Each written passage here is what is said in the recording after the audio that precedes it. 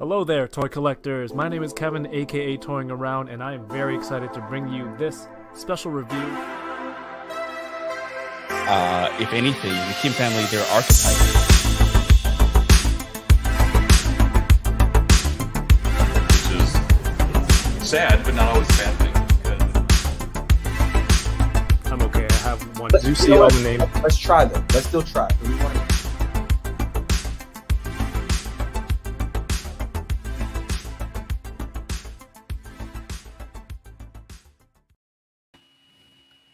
Yo! Hello there, everyone. Happy Thursday. My name is Kevin, aka Toying Around. This is your first time tuning into this live stream. I'm a toy collector, toy reviewer, I guess, sometimes. Not much lately. But I sit down with a friend every week and we open up some toys and we get to chat about this really cool hobby. So hopefully that's something that you're into if you're watching right now. And if so, thank you for tuning in. I've got a huge pile of toys to open.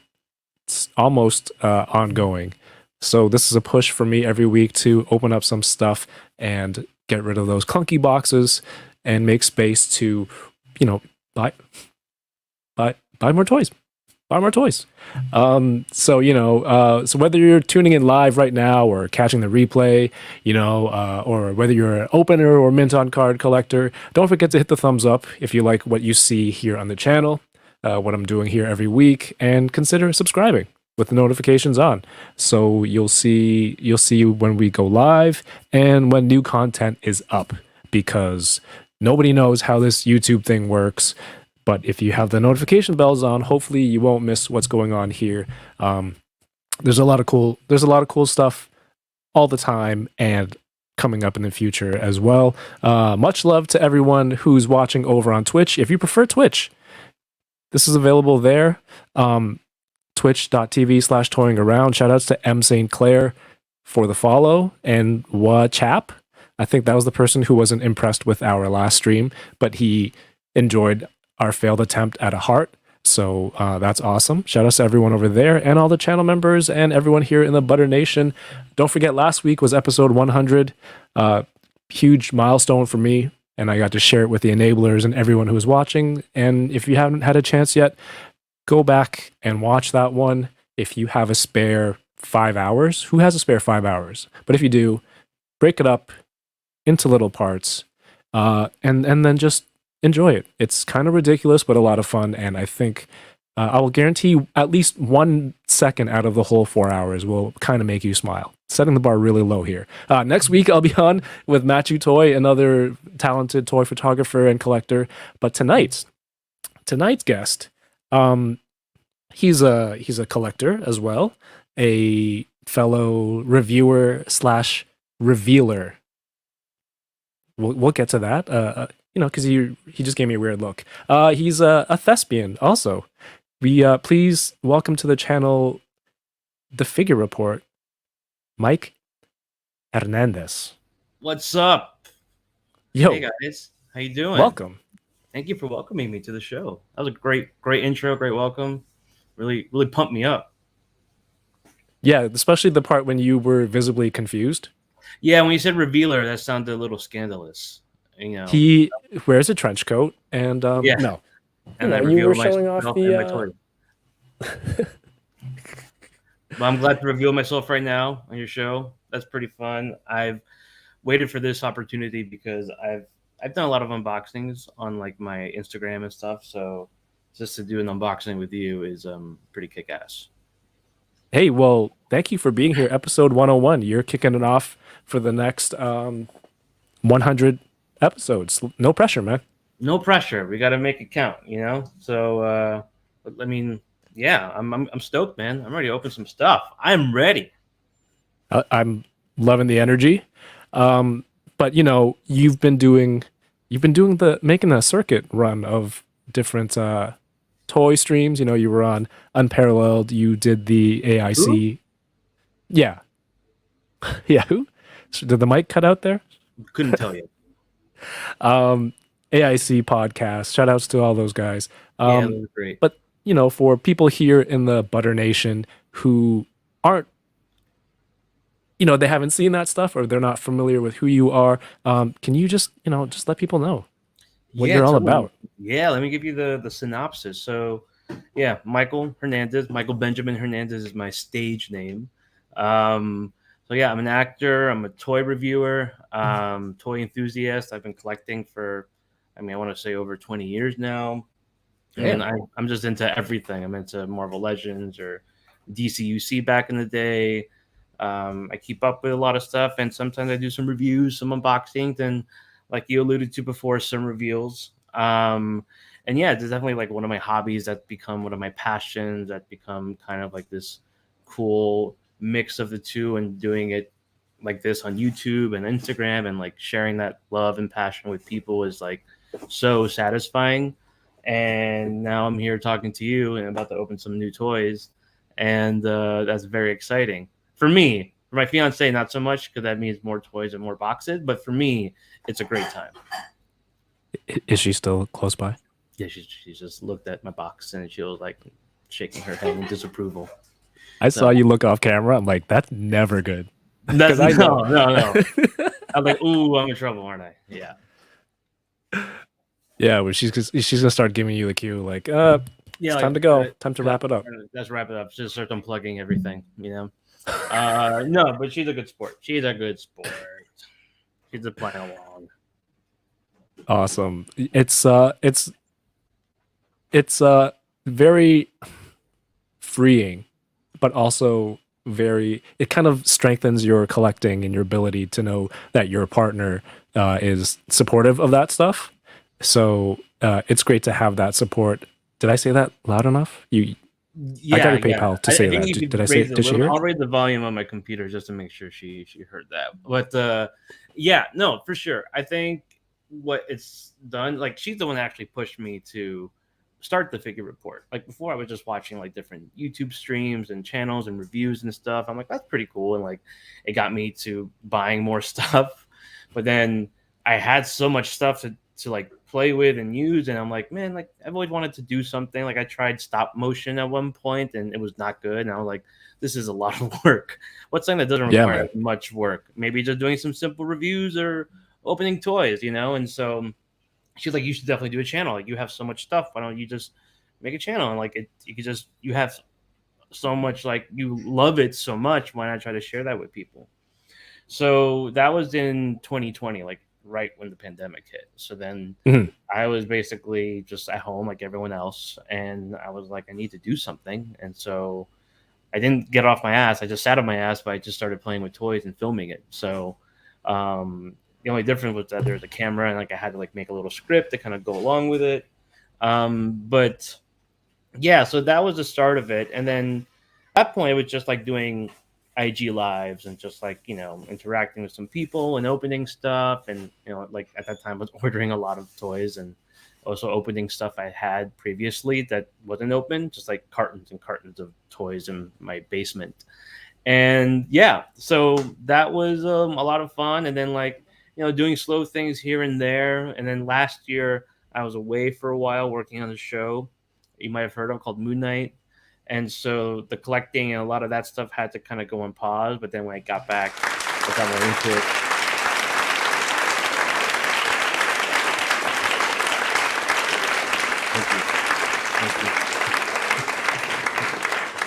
Thank you. You're too much. It's a really long soundbite. That was great. I Well- mean, that's well the longest deserved. applause I've ever received. That's the only applause I've ever received. So I'll take it for sure. So yeah. So then when I got back, I was like, it'd be cool to do some stuff. And then I met someone that worked on the show. This guy called Nick Pepin. He works in Marvel, and he's a really cool dude, fellow collector as well. So shout out to Nick Pepin. And cool. He got me in touch basically with the Legends team, with the Hasbro and everyone. He forwarded my information, and then next thing you know, I get contacted from by Dan Yoon, and the rest is history, toy history. Oh, I was gonna ask how that went down. Yeah, it was so this was like toward the end of the show, actually during reshoots when I went to LA in January of this year. So I asked him like, hey, anything? He's like, let me look, and no promises, but I'll ask around and see.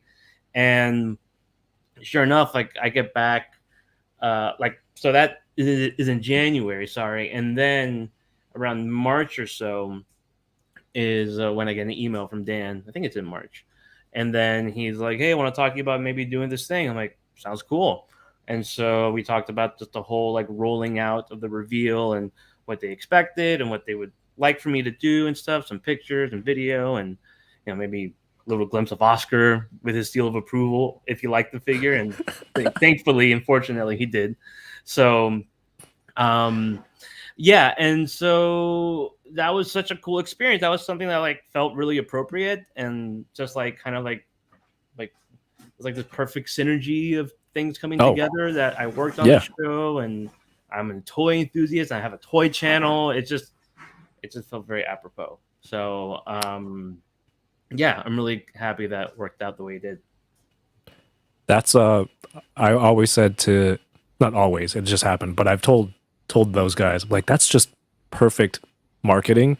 Yeah, it's like it all worked out. Kiss kind of thing. I sent Dan a chef's kiss. You sent him a chef's kiss? Yeah. That's a little romantic. But well, chef's kiss. No, chef's kiss. Okay, that's fine.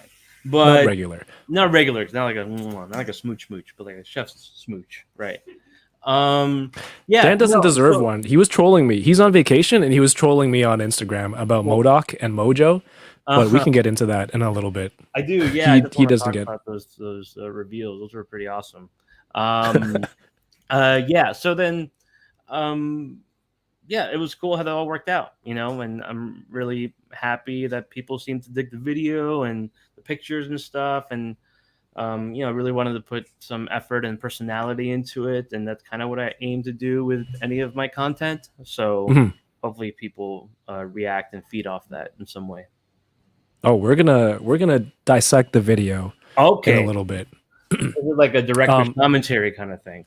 Yeah, if you want to give your thoughts, like in this shot, I was going for this feel and this look. I'm really channeling like late '80s Spielberg with this, and yeah, we can go. I've just been watching this film, and it really influenced my shot on this action figure. Film. Yeah, watching it really affected my Moon Knight shots. Yeah, no, for sure, man. Yeah, I mean, I'm guessing you watched the video and you enjoyed it, or maybe you did. Absolutely. Yeah. I tried, dude. I was so happy for you. I love the whole marketing thing. I tried to share it everywhere that I could, man, and I feel like everyone did in the community. And shout outs to people supporting, building up other people in the community. Yeah, I don't want to miss these. I don't want to miss these super chats. I do want to thank people for their messages. Smooth like butter. Blake Quammen, thank you for the super chat. Says, "What's up, fellas? What's up? Not much. Just opening toys. What's up with you?" I always want someone to send a super chat that says, "It smells like up dog in here," and then I can read it and go, "What's up, dog?" But then they would have to send a follow-up super chat to be like, "What's not much? What's up with you?" Oh, I messed it up just like Michael did in The Office. Another super chat. I'm scrolling to you, Mr. Armored Spidey himself. Hello there. Billy Moon. Thank you so much for the super chat. Says, shout out to the figure report. Absolutely. Shout out to Billy as Moon. I want shout out to Billy Moon for sure. As I want everyone watching, whenever there's a guest on and we talk to these awesome people, give them a follow.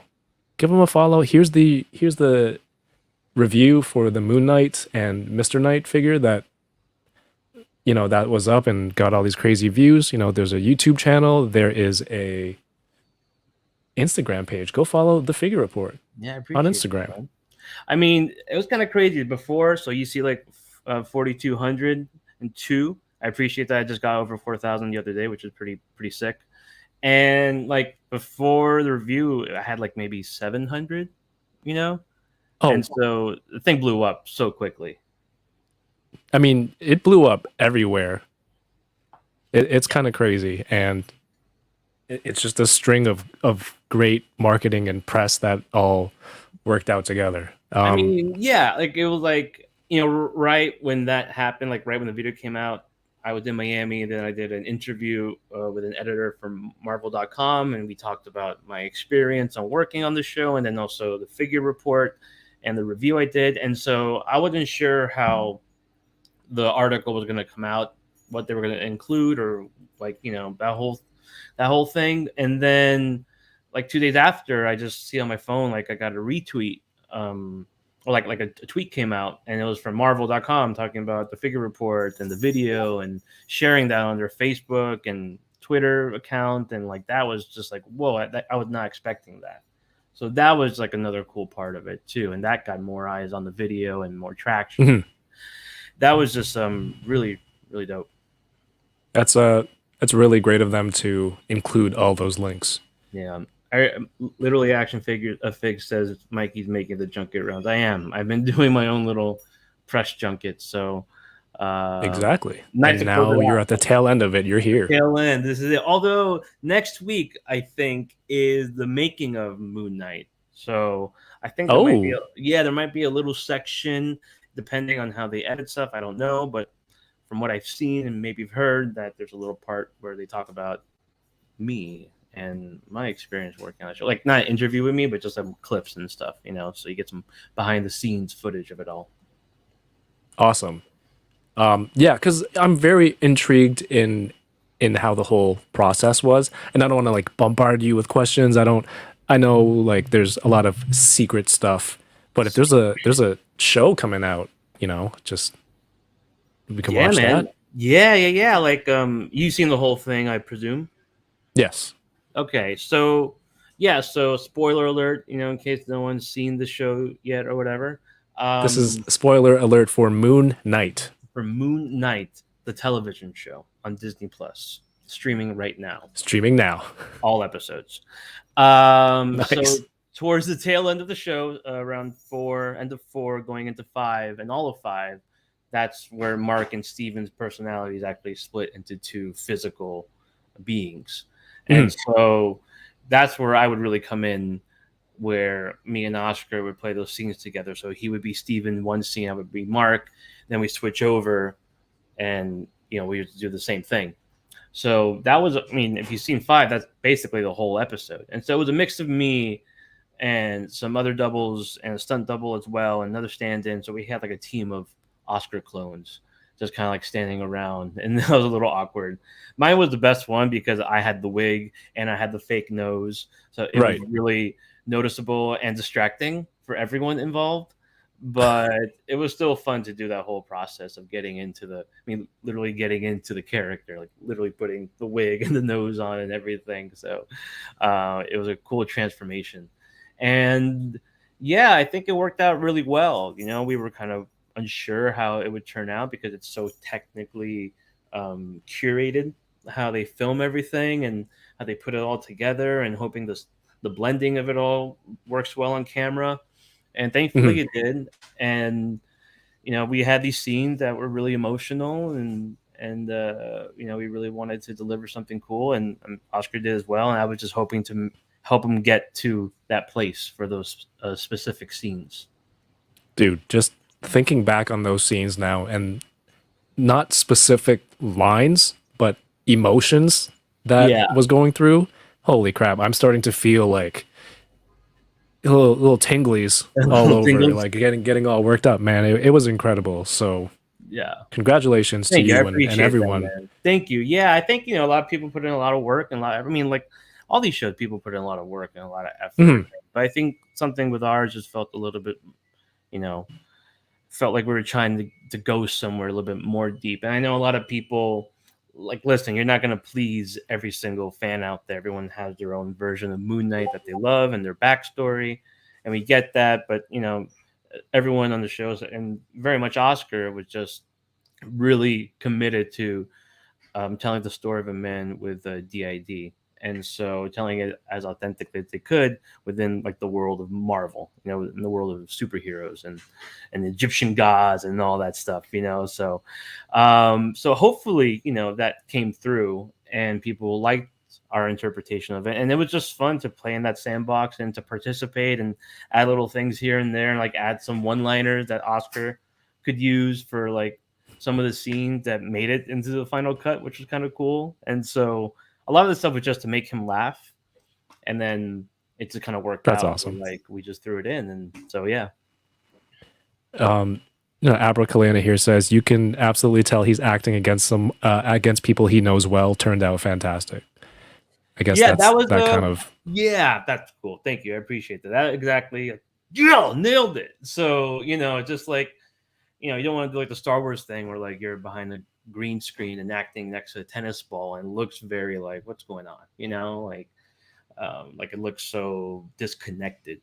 And so that was a hard thing too, because again, you're relying so much on the technical part to work. It's hard for Oscar too, where it's like you're switching between personalities on the fly. Like you are playing Steven in part of the day, then you switch over to Mark, and you have to match the energy and the intensity and the intention of each character and what they're playing, what's happening in their mind and what they're going through right now. And so that was also a really awesome educational experience for me too as an actor, just working with someone like him who is so committed and goes so deep with these characters. That was really eye-opening for me, and I learned a lot. Yeah, I didn't know much about Moon Knight before the series.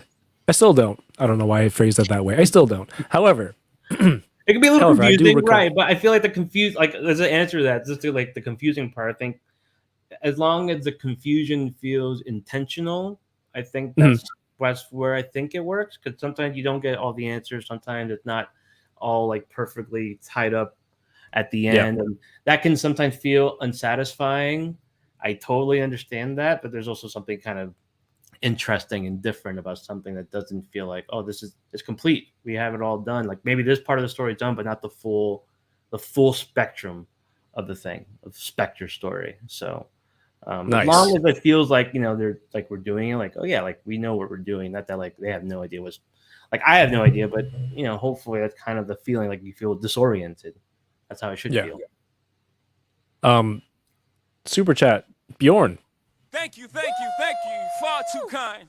Shout outs to the homie Bjorn, Going Geek TV. He's also on Twitch. He streams over on Twitch. He's been doing a lot of gaming lately. Recently became, is it affiliate on Twitch? Congratulations. He says, got to drop this little love to you, brother Kevin. Shout out the Figure Report too. Hope y'all have a great episode and glad to be able to view this. Thanks, man. We're glad you're able to view this too, man. Totally. We're gonna get to your BBTS box in a second. Yeah. I'm 25 minutes behind on the chat. Sorry everyone, but thank you for being here. We're just in a nice flow.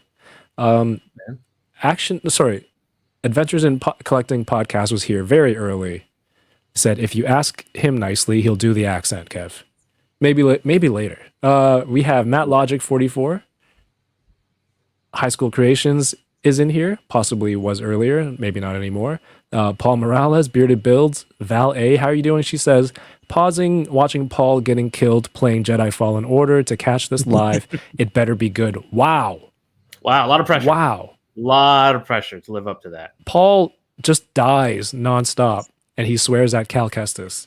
This is better. This is going to be better. And the 26 minutes so far, it's already better. Get killed. We have so many toys to open, and like it's going to be really enjoyable. Like you're going to get your money worth, for sure. Yes, guaranteed.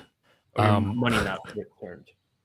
Ringer Lose, Matthew Toy, Bearded Builds. How you doing, Aaron S? I think someone said it's Aaron S's birthday, so happy birthday to you. Happy birthday! I remember last time it was my birthday. You were on High School Creations. I think that's the first time I saw you, and I believe you played a song on a guitar. I did. I played it terribly. I remember that. Yeah, that was fun. That was like the week before I left too, or like a few days before. Oh, really? Budapest. Yeah, that was like right at the start of it. So that was actually kind of cool. I opened like the Moon Knight figure and stuff. Like, oh, maybe I'm doing something cool. We'll see. And yeah, that was pretty fun. Very coy. Hellspawn Hulk. Happy Thursday. Dragon Eyes 69. Leave my toys alone. Welcome. Donald Layton, how you doing? Gross Fidelity. Yoko is watching over on Twitch. Terry Wong, first time on. Hopefully not the last time. hopefully you won't be disappointed. Henrock NYC. Let's see what's going on. Yoko is watching on YouTube as well. Literally Action Figs, welcome. Good to see you. RMD Collective. Kirby Kai, how's it going? Kirby Kai is working meticulously, helping me out doing an intro for the new show. We can get into that in a little bit as well. That's Yeah, what I'm going cool. to do a little revealing for you. Reveal yourself to me. I will reveal myself to the internet. David De La Huerta. Happy Thursday. 796 Studios. Going Geek. We know that guy. Obi-Wan Shingonas says, I think I will open up my Sentinel Spider-Man along with what you opened tonight. Awesome. Oh. Hey, if you're watching this and you're opening toys as well, post a picture on your social media, Instagram, Twitter, all that stuff. Put hashtag touring around. I'll see all that. It's cool to see everything and people unboxing along. This is my weekly unboxing therapy. Therapy is a good word. Matt Logic 44, Bat Force Grumps is in the house. Says he is a thespian. He is? Well, you. I think he meant you. Oh, I thought he was saying a thespian. I'm very Like behind. something you shout like you see on the street, like get him, He's really angry about it. Nico Hodge, how you doing? Go follow Nico Hodge on IG. Does some incredible work. He's got those Oscar Isaac head sculpts. Yeah, Nico, those are awesome. Him and Ouroboros Right. too did such a killer job on those Oscar sculpts. Yeah, they're awesome, fantastic. Great stuff. Go check him out. NYC Figure Fanatic is here. Bean 2099, Wing or Lose, Darth Gutierrez. What's going on? Go Figure Go is here. Toy Malarkey, Nasser, fellow one of the channel members here. Loki. Did I say that? Loki. Gonzo. What's up, Gonzo? Happy Gonzo. belated birthday to Gonzo. Yeah, happy belated to the man they call Gonzo. Doombot 9000, Anonymous Dude 123. That doesn't sound sketchy. I'm kidding. Lives on 123 Fake Street. Okay, we're catching up. Billy Moon Super Chat. And Jurassic Jesse says hugs and kisses. That's very nice of you, Jesse. The Toy Box of Doom is here. Blake Quammen says Marvel Legends are amazing and going down in history as such. That has to be said due to a lot of Hasbro haters. Yes. We're going to look at... There's a lot of new stuff this week. Holy. There's a lot to talk about. Apologize to your lady in advance. There, No, Mike. it's okay. Geek Effect. Art G, welcome. The Collectin' Grid. And I think we're caught up. Is this a wider camera angle? I think it's a little bit wider. I forgot to zoom. Oh. You're doing extreme Is this too close-up? serious? That's really Patrick G, Man Beast Boy, Fabster, what's going on? Noran Radicals, Plastic Boy Wonder, welcome back. Omega Weapon 13. Okay, I think that's everyone. Okay. All right, this is silly. Let's get out of this. All right. That's a little intense. Okay, so, All right. man, you got a huge BBTS box. Should I let you start cutting it open? I mean, I already opened it. I let that bad boy breathe, Okay, perfect. Yeah. Yeah, it's What are we working with tonight? I mean, we got a lot. We got a lot here. I think we can start off with. So I'm a big NECA fan for sure. Do a lot of. Oh, Celtics up by 21. Just saying. Well, we'll see. Thank you, what happens Plastic. with the game, but thank you for the updates. I love all the NECA stuff. I collect all the turtles, gargoyles as well. But I'm really into starting this monster line, Universal Monster. So I got me the Mummy. Nice. Don't know if I can focus. I wish I had like a better camera angle for these, but you have to bear with me. Well, people know what it looks like, right? Or you I can feel go like check it out. Yeah, go check it out. Or show the cover, because there's a glare. Right here. I was chatting with Ernie today talking about my new video, and he's like, "Yeah, man, you know all the glare that you get from the plastic when you're showing the toys." Oh, there you go. There we go. So I can open up. It might get a little bit. I'm like, you can see they should really use that as a selling point for the all paper packaging. That's a really good idea. They're probably stealing. Hey, now toy reviewers can show off your toys with no glare. No We'll be like, glare-free toy products. Yeah, so that's pretty awesome. I'm gonna open it too. Like, I love the packaging for NECA. I mean, I think NECA has the best packaging out there, but I can't keep these boxes, man. Like, if I keep these boxes, I'll have no room for anything. So I'm gonna. That's the premise of this entire program. It's a great premise. It's a great premise. It's just a lie I tie myself. Abrakalena says, "Damn, the cover is fire." Val A says, "Show the side." The sides. Oh, that's cool. Back. I do like the cool accessory that you can buy for it, like the whole tomb and everything, but I'm not going to do that. Do it, man. Tombs are cool. Toy-wise. Yeah. I mean, yeah, toy, not like in reality for sure. All right. See, I got some stuff that I want to get into. I found these at this is like a Japanese dollar store around here. Mm-hmm. It just says interior miniature object, and they look like little cinder blocks. Oh, that's dope. Where'd you get that from? It's the store around me called Umomo, OOMOMO, and they sell these like little trinkets and household stuff, everything. It's like products from Japan that are like a few bucks. Oh, that's really cool, man. Those are great. I always love like the little like the like basic things you see like in the world, and you have the perfect miniature version to go with it, like little cinder blocks. That's really cool. Yeah, I don't know. I think this is purely for decoration. And then, of course, I haven't found much Legends lately. Oh, there's my pile. But tonight, I do want to open my Star Wars Black Series tech from the Bad Batch. Because I wanted to complete that team. I've been rewatching the prequel trilogy, so I remembered I have this Padme that I haven't touched yet. Padme. And I have an extra Skrull. I want to get into opening more Skrulls. Sweet Skrull. Man, like, I'm so tempted to, like, so I guess we can talk about it a little bit. The reveals from yesterday, right? Yes. That Sentinel, that 8-inch Sentinel that goes with that Marvel Legends line. Man, I'm a big fan of the Konami game, the old arcade game that came out years ago, back when arcades were a thing. And so those Sentinels would just go perfect for like a Konami display, you know, because they kind of look like it and they would match that. There's like so many of them that are in the game that you have to fight. And that would be just a cool display. Oh, that's right. Yeah, but that will stay in my dreams, not in reality. And this figure will haunt my dreams. Yeah. Little Boris Karloff here.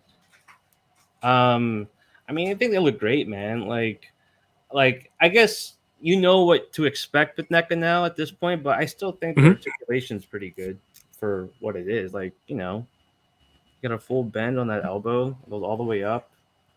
Everything moves. I mean, there's around. context too. Like, do you need a hyper articulated monster's mummy? Yeah, like you need a mummy doing a Spider-Man pose. I don't think so.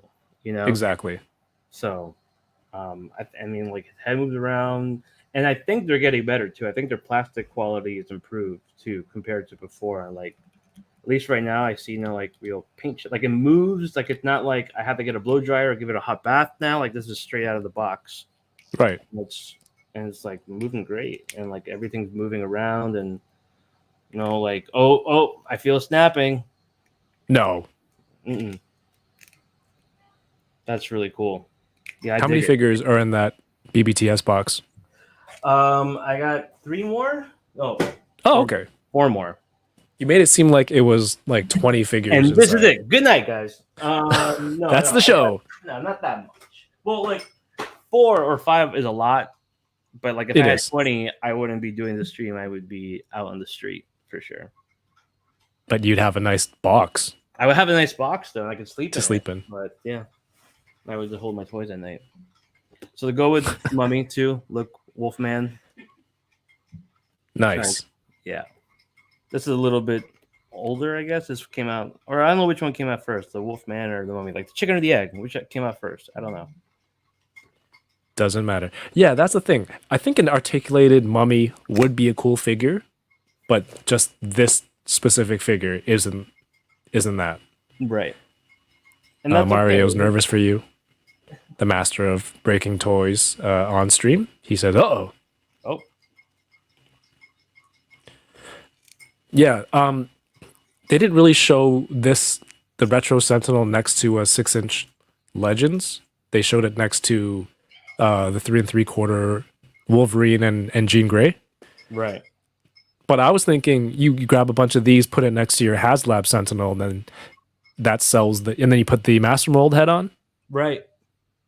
and then now you have a whole bunch of these. Those would be great, man. Yeah, I think they're 8 inches. Those Sentinels. Mhm. Yeah, chat saying 8. Yeah. So, I mean, I think that fits right with your legend. Like, yeah, with that Master Mold Sentinel, or like I said, like I would do the Konami one, which would be great. Yeah, this stream, I think Dan really undersold it on Twitter. He's like, it's going to be a quick one, guys. You know, like he usually does. And then they come out with just all new stuff. But you know what it is? That's a good marketing point too, like to like undersell it. So you have your expectations like, medium or a little bit low, and then they show off all this stuff. You're like, whoa, I didn't expect that. So smart move, Daniel. I see you. We see That's you. what Yeah. That's how I promote all of my streams. Don't expect too much. That way you're surprised. Is it gonna be good or bad? We'll find out. So It might be, it might not. it might not be. That's life, baby. That's life. Learn to deal with disappointment. Did you have a favorite reveal from yesterday? Oh man. My brain is not working right now. I'm gonna go through these pictures and then I'll kind of remember what it is. Okay. 80s Baby is here. I just want to say what's up to Dario, Figure Fan Nate, Kirby Kai. How's everyone? So I don't know. Let's do this real quick since you're here. I usually do a thing called Dope or Nope. You think this is dope? Chat, let me know. People in the chat. For me, it's dope. And of course, if you're a channel member here on YouTube, you can use the channel exclusive emojis to let me know. Dario says sometimes it's good, sometimes it's shit. Dope. Mike says High School Creation says dope. What about you, Mike? I'm calling dope. Yeah, like I said, like I already knew where my mind was going with that figure when I saw it, and it's automatic dope for me. Nice. So those are 3 3/4 Wolverine and Phoenix in the front. And there's my comment. Turns my HasLab into a Master Mold. It has multiple uses, so like you can mix it with anything. That's pretty awesome. Yeah, there's Mike. And then Rectangular fell asleep. Maybe he was just taking a nap. Maybe he got really tired during the stream, Just fell asleep on the Z button on the Z button, right? Like his nose just hit the Z button. The bombastic bag head Spidey. Is this a costume that's, dear to you? Something that you were looking forward to? Oh my gosh! I mean, if I could name one costume, no. This was not on my go-to. Like I know Rectangular said, "Told you," he should have had like the little emoji, like the smirk on his face. But no, like it's cool, and I know a lot of people like that one. Yeah, and it's just so odd and unusual, right? But I don't want to say nope, but I would say nope. And this is everyone's complaint, the whole Target exclusive thing, and wondering when it actually comes out and when it doesn't. But the good thing is that when it's available for pre-order, it's usually there for quite a while. So right. I would say nope to Target exclusives, right? But I'm gonna say nope. I'm gonna go nope. you can. It's okay to nope a toy. You don't have to buy every one. But there's people out there who love this, right? There's Kirby Kai says Bagman is my favorite one. I know some people who are like, oh, it's been such a long time. I think the last one was a Marvel Universe. I really like the kick me sign that you can put into the peg hole in the back. Yeah, that's going to get some good uses, and it worked out nicely. Mm-hmm. Dario, I have this already and made him with the same body they're using now, and I have a real paperback. Well, not everyone is as crafty as you, Dario. Yeah, that's true. They have to buy anonymous dude. Sorry, man. Go ahead. No, just again, like that's pretty cool. You can make your own paper bag. All right. Yeah, mixed feelings in the chat. Fire Lord on a Fan 4 classic card. I'm gonna get this. You're getting that Dope one? Or nope for you? Gotta go nope. Not your thing? I dig Fantastic Four. I'm just not going into the deep dives or like into that full Fan 4 library. Also, like, pins. I'm done with pins. So it's fine. It looks cool. It's a cool costume, but not one for me. So I'll say nope. Respect that. Kirby Kai says nope. Collect and grid, dope. I need all the Heralds of Galactus. Yeah, if you have a HasLab Galactus coming your way, you might want to get this. 80s baby, nope. Loki says dope. I mean, I feel like I'm the contrarian here. I feel like I'm the one that's like saying nope. Everyone's saying dope, which is fine. I'll play that role. Absolutely fine. I'm not a huge collector of Iron Man, but I do remember this card art back in the day. So it for whatever reason that card makes me want to buy this. This is awesome for me. This is dope. 100% agree. Dope. And that same feeling. I remember that card. I remember that War Machine art. I remember seeing that figure and loving that War Machine as a kid. Dope for me. I love the different change of colors. It's dope, but like I'm not gonna get it right now. Maybe if it's like on sale later on, being honest, like because sometimes you can find them for a little cheaper price if you wait a little bit. So I'm not like so. Plus, I had the older deluxe version that came out a while back, so it's not so heavy on my list. Like, oh my god, I need this repaint, and I love the card too. Like that's one where it would be a shame to open that card and throw that card away because it's so nice. And it does give me those nostalgic feelings for sure. More than I think, like that one's in particular, more than the Fantastic Four, even maybe more than the Spider-Man. I love the Iron Man figures, the old Toy Biz Iron Man figures. Those were some of my favorites. So dope for sure for me. Was this the wave back in the day? It had a little pin or a clip that was included. Like there was a plastic badge on the front. Yeah, and on right. the back, there was a little clip. Maybe, yeah. I think you're right. I think so. Yeah, those figures are so cool, man. Those are so great. I call this I call all the retro cards, and I mean this with no disrespect, the wallpaper wave, because people are just going to use it to display on their wall. Yeah. You don't need wallpaper anymore. You don't. Just get some Marvel cards, Marvel Legend cards. Boom, you're done. Yeah, it'll be hard to open this unless you buy multiple. That's why I told my fiance, if I told Christina, like we need more of these for our walls, but she doesn't listen. Was that the sound of her leaving? That's the sound of her walking out on me. And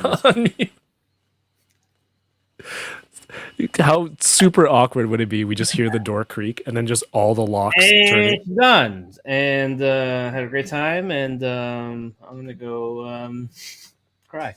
No, she's still here. She's still with me. I missed the Sharon Carter figure because I tuned in late, and then I didn't post the photos because everyone already posted it. But she's part of the Ultron, the What If Ultron BAF wave. Yeah. And then this box set, Pulse exclusive. These were revealed yesterday, made available today. Yes. Did you? I don't know. Dope or nope for you, and also the chat, because this is a big set, and I There, think in my mind, I was like, it would be really cool if they showed long shot, because I was like, I've been praying for a long shot for a long time, but I was unsure, and then they started talking about and alluding to it, and then I had actually for a while been looking at getting that old Toy Biz Mojo, which I still think is badass. But then they showed that thing, and that was just that box art is so cool, and like it works perfectly with like the for just the whole like no more plastic or anything like that. And just how they packaged everything was so fun and creative, yeah, and man. perfect, and long shot looked amazing, and Mojo looked huge, and he had like really great paint detail from what I could see.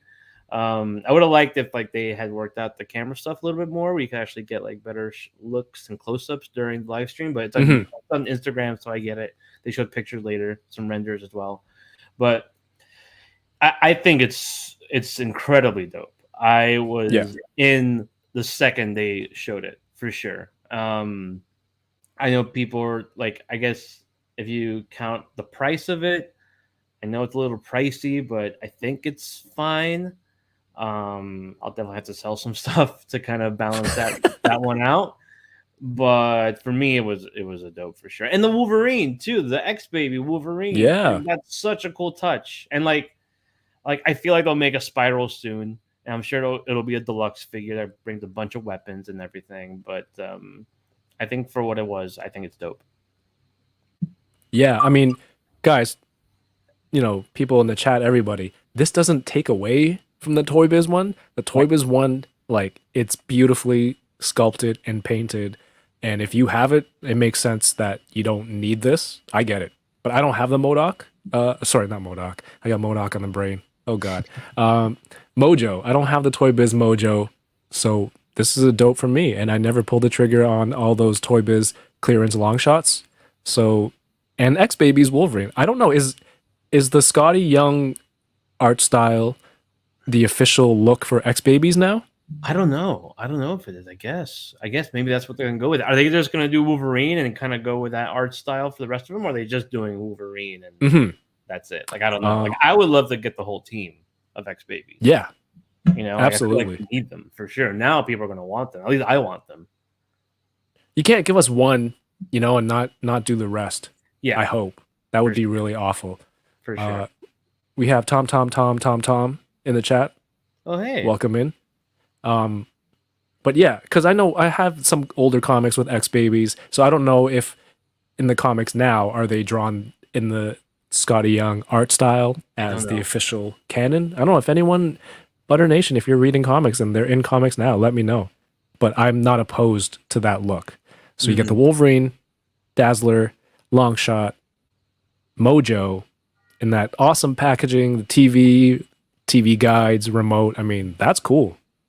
I mean, that's a chef's kiss right there. That's a chef's kiss of a package. And that brings us back. Beautiful setup for the no regular kiss to Dan, because there's a comment in here. There's a lot of comments on this post. Shout out to everyone giving me your thoughts. But Dan took time out of his vacation to write in here. Yo, Kev, you're going to have to build this like MODOK. I'm like, man, why do you gotta troll so hard? This guy. But thanks, Dan. Thank you for the words of encouragement. And the Toei Spider-Man. Yeah. Did you ever watch this show? I did, and I've seen clips. And this guy. He's just taking time. Just put that dagger in and turn it a little bit more. Just twist. it. Yeah, that Mojo set is dope, even with the side serving of emotional damage. Thanks, Dan. I hope you're well. I hope he's having fun on vacation right now. He really is. He's like, I wasn't until I got this comment in. Now he Toei Spider-Man. Yeah, that's cool, man. Dope for me for sure. I was tempted by the figure arts one. Mhm.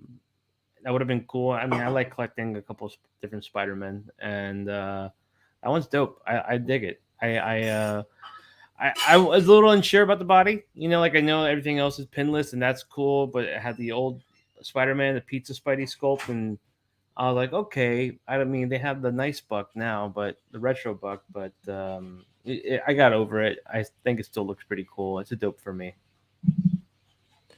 Yeah, a lot of dopes in the chat. I never watched the show, and I passed on the SHF, and I kind of regretted it. And then today I started watching it. You can stream the whole thing on YouTube. There's like full episodes, subtitles. I was watching it with a few people in the Enablers Discord. Mm-hmm. Like we can watch it together, and it's pretty awesome. So yeah, I'm definitely in for this. It's dope. I know some people were like, "Oh, he's missing because he has very specific hand poses in the Right. show." Right. But other than that, I don't know if I'm going to spend the money to backtrack on the SHF. This works for me. Right. Yeah. I think it's it's not the SHF, and that one's really cool, but I think this is a nice. I think Legend's killing it right now with what they're releasing and the variety of figures that are coming out, and Yeah, I think that one looks great. Yeah, for sure. this whole anniversary thing. I think this is awesome. Yeah. Yeah, I that's a really watched cool the one. first 3 episodes today. He Mhm. gets spider powers from this guy who's from the planet called Spider. Of course. And the chat, the Enablers chat was like, "Oh, that sounds like a lovely planet. What's it like there on planet Spider?" Spider. Uh, Tracks and I with know a me. lot of people. Yeah, a lot of people want the giant robot leopardon. I mean, how far do you think they'll go with it? I think it's just a Toei Spider-Man, right? They're not going to go that far. You mean into that show? Right. Yeah. Like what I don't know. extent that they'll go with more of it. The bad guy's name was Professor Monster or something like that. That tracks. That tracks with me. He's Spider-Man fights Professor Monster. It almost sounds like a story like my nephew would make. But it's a great name. Professor Monster is a really great name. Oh yeah, Italian Spider-Man. I've seen videos too. I don't know if those were jokes or actual videos. But man, that was a great string of reveals that day. Do you have a Spidey that they that you want them to make? Like I want them to make. No, I'm good. Scarlet Spider is the second best Spidey suit to me, and we've already got 2 of those, so I'm good. How about you? I mean, I think Spider-Man 2099. I think they gotta do one on the retro buck. Oh, okay. I think so. I know it's a little muscular, but I mean, that black costume symbiote Spider-Man is like my favorite Spider-Man like by far, and I would just love to see Miguel O'Hara on that one. Well, Like there's it came on the retro card and like on the pizza Spidey body, and like it's fine. It was a re-release, which is cool, but like I just feel like they could really nail it the third time. Third time's a charm, you know. there's Spider-Verse. Spider-Verse 2. I thought, are you drinking a martini? I am. So my fiance is officially a licensed bartender, and she knows how to make drinks, and so she made this. That's awesome.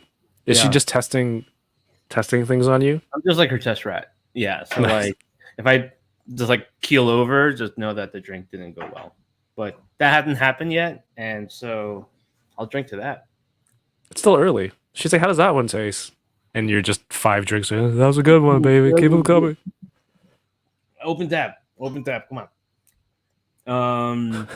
Spidey Hulk is a good one. Spidey Hulk. That would be great for sure. I lie. The Toy Biz Man Spider is freaking beautiful. Which is the Man Spider. He mutated into a spider, and he's wearing like a Spider-Man suit. I had never opened it because it looks so good. I don't know how the articulation is on that thing, but if Hasbro does one, like it's got to be as detailed, that thing was insane. right? Oh yes, I remember seeing. I think I was like, that one scared me. I never got it, but it looked badass when I saw it. I used to work at Toys R Us, so I saw a lot of those toys, and but that was like KB style too. That was like KB toys. I remember seeing that for Spider-Man. Did you have? Is there a KB in Canada? Was there a KB in Canada? No, never. I don't believe there ever was. But I drove down to New Jersey a lot, and we would always stop at some of the outlet malls. And they had KB toys, and they had KB. I loved it. I loved it. I loved KB too, man. I would go. I grew up in Miami, and so there was this place called Town and Country. If anyone that's in the chat watching that lives in Miami, they'll know it. And there was inside a KB toy store in that mall. I go there like any single time. Like I would go have dinner with my dad or something. I pop in. I would just frequent the place. And I remember like I still have like very vivid memories of like the toys I found in there. Like I remember I got a lot of McFarlane stuff, like a lot of Wetworks figures. You remember Wetworks at all? No? No. So I got a lot of Wetworks figures like Assassin and Crypt and some other ones. The Rosaurus Street Fighter figures are like 8-inch figures that like had limited articulation. Those are like the first Street Fighter figures, and I love those.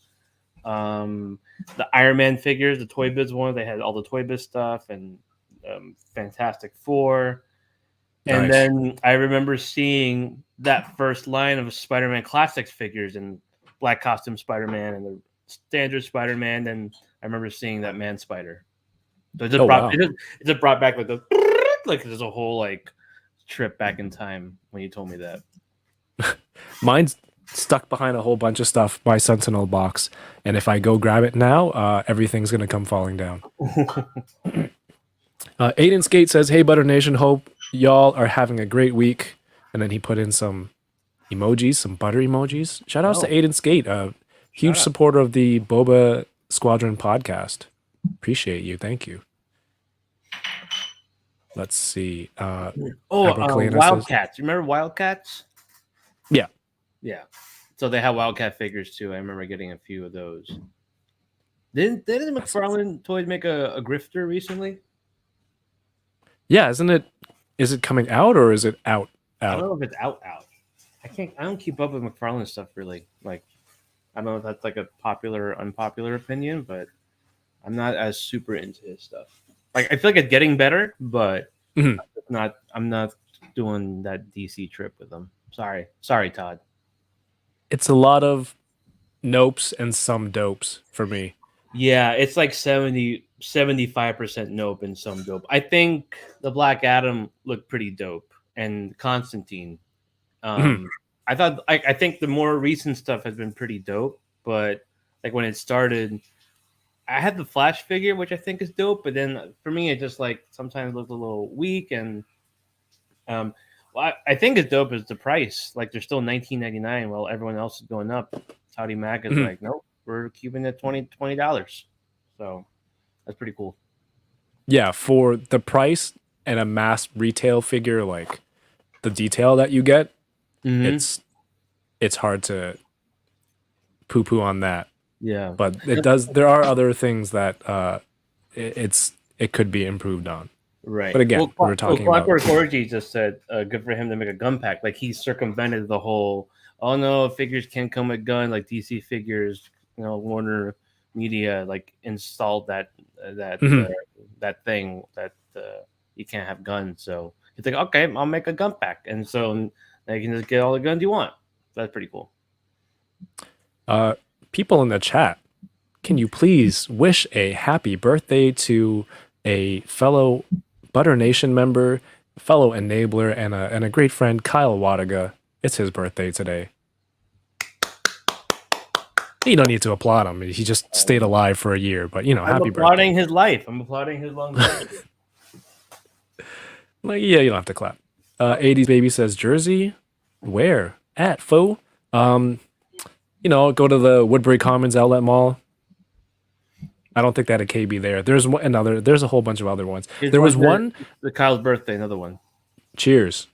I remember there was one outlet mall across from a cemetery, and it was really funny because and I swear I'm not making this up. The outlet mall had a billboard promoting their mall, and it literally said "Shop till you drop," and then there's like a cemetery across the way, like literally street, and then on the other side of the street. So I don't know if they had beef, and then the mall decided to make that sign. I don't know. I feel like Can that's you have like beef? I feel like that's like the state slogan in New Jersey: "Shop till you drop." So, yeah, I think that's totally on brand. Yeah, the Garden State. Shop till you drop. Wait, is that right? Yep, that's right. Yes. Nailed it. 5 points. Did you ever see that movie, Garden State? No. Ironically, no. No. It's a good The movie. masked So. Masked Thomas Wayne is awesome. The unmasked one is weird. He looks like some anime drawn Thomas Wayne. It goes like it goes through like my vision, the McFarlane figures, and just goes out. Like it just kind of like passes through it. You know, it's very passive, those figures. But I think someone said like the Spawn stuff is pretty good. And I agree. The Spawn stuff I think is pretty awesome. Ninja Spawn and some of the other ones that he's released. And like again, like they're $20 or like 30 sometimes, but they always go on sale. Like they're on sale. Like recently Violator was like $25 on Amazon, and like Clown was $25 or something like that, like $30 Violator or whatever. And GameStop always has like tons of sales, like every Sunday, 15% off, like Spawn Sundays basically. And so I feel like you can always find like a good deal on the Spawn figures. And I'm surprised too. Like I was so excited for like the new Spawn line. Like I remember I pre-ordered the whole line, and then it got canceled like on my Target app because Target's stupid. And then I was like, oh, all right. Like I didn't really mind it as much. Like I saw some videos and people post pictures of the figures, and I thought they were cool. But like, again, it's like for me at this point, it's just really kind of like narrowing down what I really want to collect, like what really, really fulfills me as a collector and as a fan. Yeah. And for me, it was like I do love Spawn, and I always collected Spawn toys in the past, and I still have some of my old McFarlane figures. But I just wanted like a classic one, and I got one. It's not the best classic Spawn, but I have it, and I'm fine with it. So I'm pretty set with Spawn, actually. Well, I mean, I'm gonna do this, and I see a lot of empty wall space on your side there. Yeah. That you could put toys in, Yeah. Just saying. Yeah. I just got like a Dikembe Mutombo, like no wag from Christina. Like no. So that's not gonna happen. This is a wall for art, Kevin. But toys are art. So then toys are we have art. to have that discussion. Yeah. I mean, where do we draw the line to say what isn't art? I mean, I feel like toys are art for sure. Art. Toys are art. Yeah, no, they are. Like I would consider that definitely art. Maybe when I was younger I didn't, but like now I do. I think you do too. Absolutely. You got to make that argument now. Shout outs to the chat showing love to Kyle on his birthday, and people calling back to last week's joke. Happy birthday, Kyle. Congrats on the girlfriend. Salute. Congrats on the girlfriend. That's a big get. Oh boy. I remember I think I was pretty secretive with my collection when I was dating Christina. Like I told her I was a collector and I had some stuff. Yes, I did. I didn't tell you how much I had. I think I told her like 15% of what I had is like what she saw. And then like there's like the whole like other like 85% of like I hid from her until we started like dating, and by then it was too late. Like a year and a half. Like a year and a half, and like she fell in love with me already, and so like it was too late for her to backtrack. She's a turn off light on me. That's how much she resented. A year and a half. That's a respectable amount of time. Is it? Like I don't know. Like I wasn't sure like how to come out with my toy collecting. So. Like I said, man, that's why having a supportive partner, you don't have that weight of having to hide these things. I can hide myself. I can be myself. I can be open and free and be who I want to be. And so it's cool though. Like, you know, like she'll help me like design what I have on display. Like she'll even put like a little. She even put like one day like a little LED light under Moon Knight, and I thought that was really cool. Like she actually compliments my stuff, and like That's pretty cool. like yeah, and so like, you know, it's really helpful, and she has a really good eye with art. So I trust her opinion. Although sometimes That's I disagree awesome. with how much art I should have, but that's a whole other conversation. And I muted myself like a professional. But it's cool you can bounce ideas off of her. It's good to have extra input. Yeah, I think But yeah, like I show her like my stuff, like what I have coming and like what's on pre-order and stuff. So like she's aware of like what to expect, you know, like I don't ever want to like really like surprise her again. Like she was really funny. Like so like in December we went back to Florida where we have a lot of family, and I did a live stream, and I had like two gigantic boxes from Big Bad Toy Store. And they nice. arrived, and I did like an unboxing like in 30 minutes or something. And I was like sweating, like opening everything, like, oh, here's Hulk, oh, here's Batman, here's Venom, and like all this cool stuff I wanted to get to. And just like her like jaw was on the floor, she was like wide-eyed, just like, oh my god, this is just, what are you doing with all this crap? And like today she was just like minding her own business, like doing whatever at home, and then like she just had like a flashback of that moment, like it was this horrible memory, like this haunting traumatic moment in time. And yeah, it's like she saw the box from Big Bad Toy Store, she's like, oh, like she had like a traumatic triggering event. So She's like, no, yeah, I remember this box. yeah, exactly. Starts sweating. When she says the BBTS, she's like, no, God. Yeah, she freaks out. I want to get to your video real quick, but first, a very, very generous super chat from Kyle.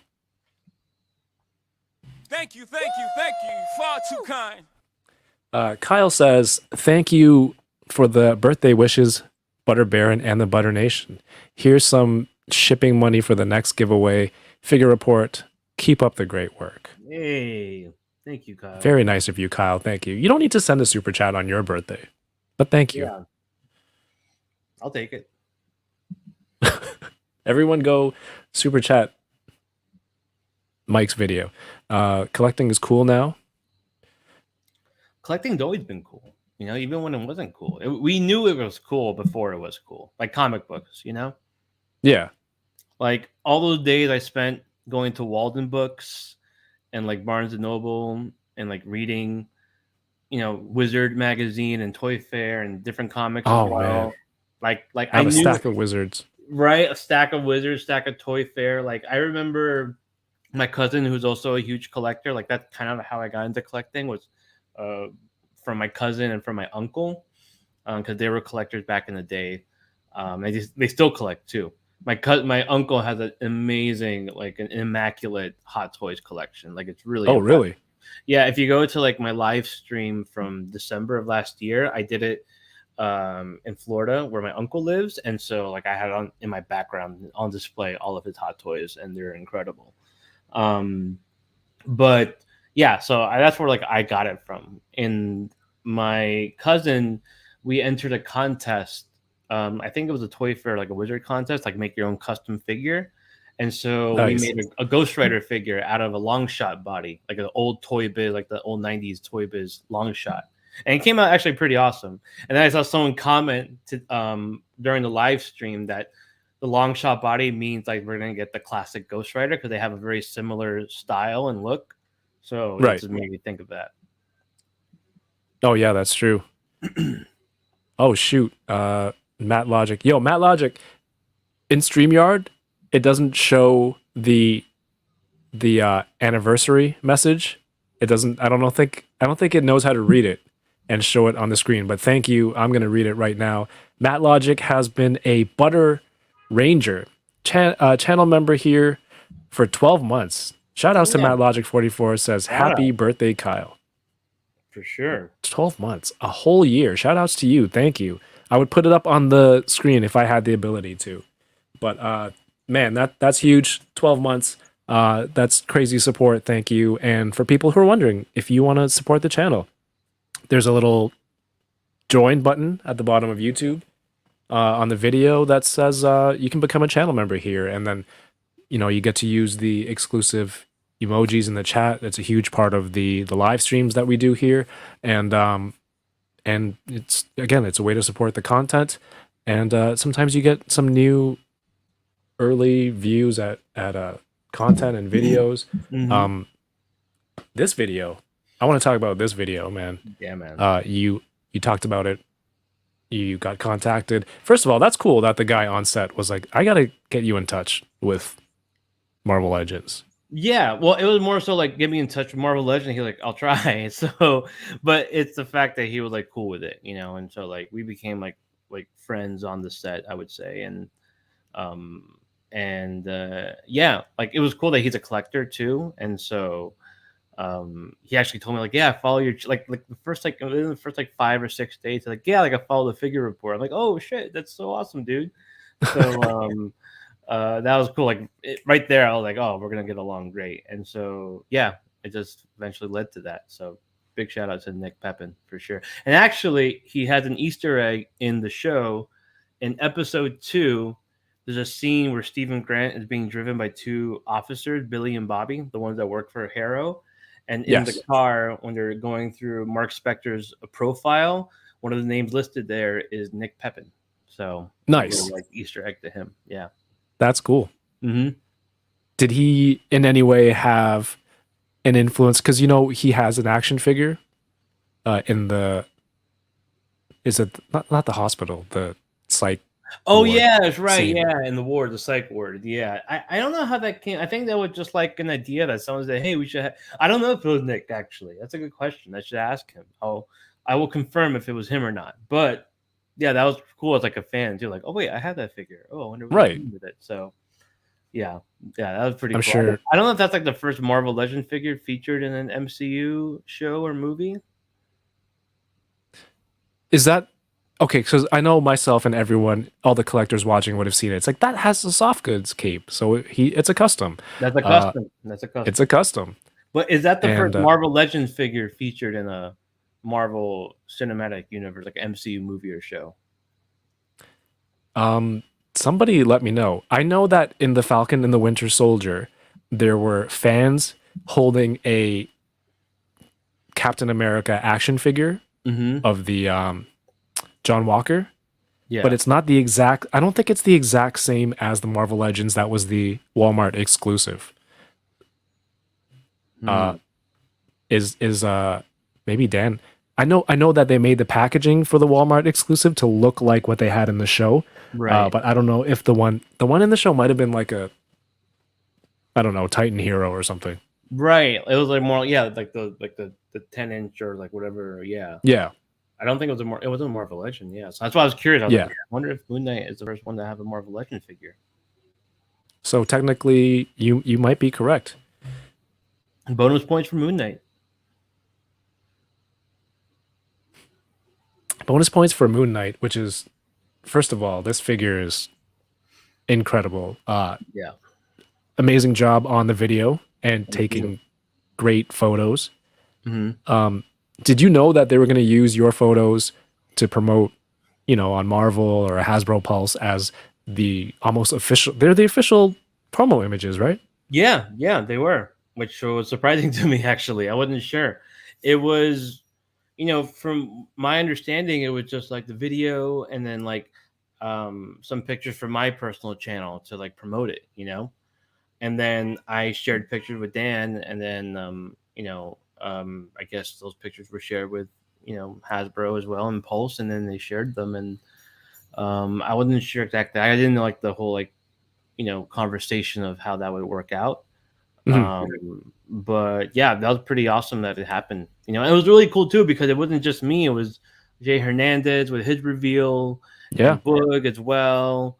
And so that was like really cool to see that. Like it's just like it's such an awesome thing where it's like this whole fun relationship that we've developed with the Hasbro team and the Marvel Legend team specifically, of like really making the community more tight knit and making it more accessible and being able to share this stuff with people is really cool.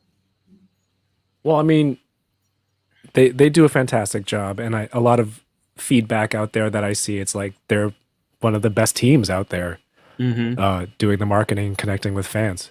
Yeah, So, for sure. yeah, I think it's they have great the to best see. like fan relationship, I think, out of anyone.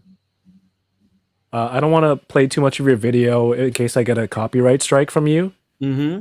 You got, I mean, you can Marvel. play it as much as you want after. Like, to keep replaying it and comment and like and share. Like, you're totally like that's totally cool by me, you know. So no, Everyone, go play this video afterwards, and leave it stream. Make a playlist. Put this unboxing and then this playlist, review. guys. Come on, you know. 2-video playlist.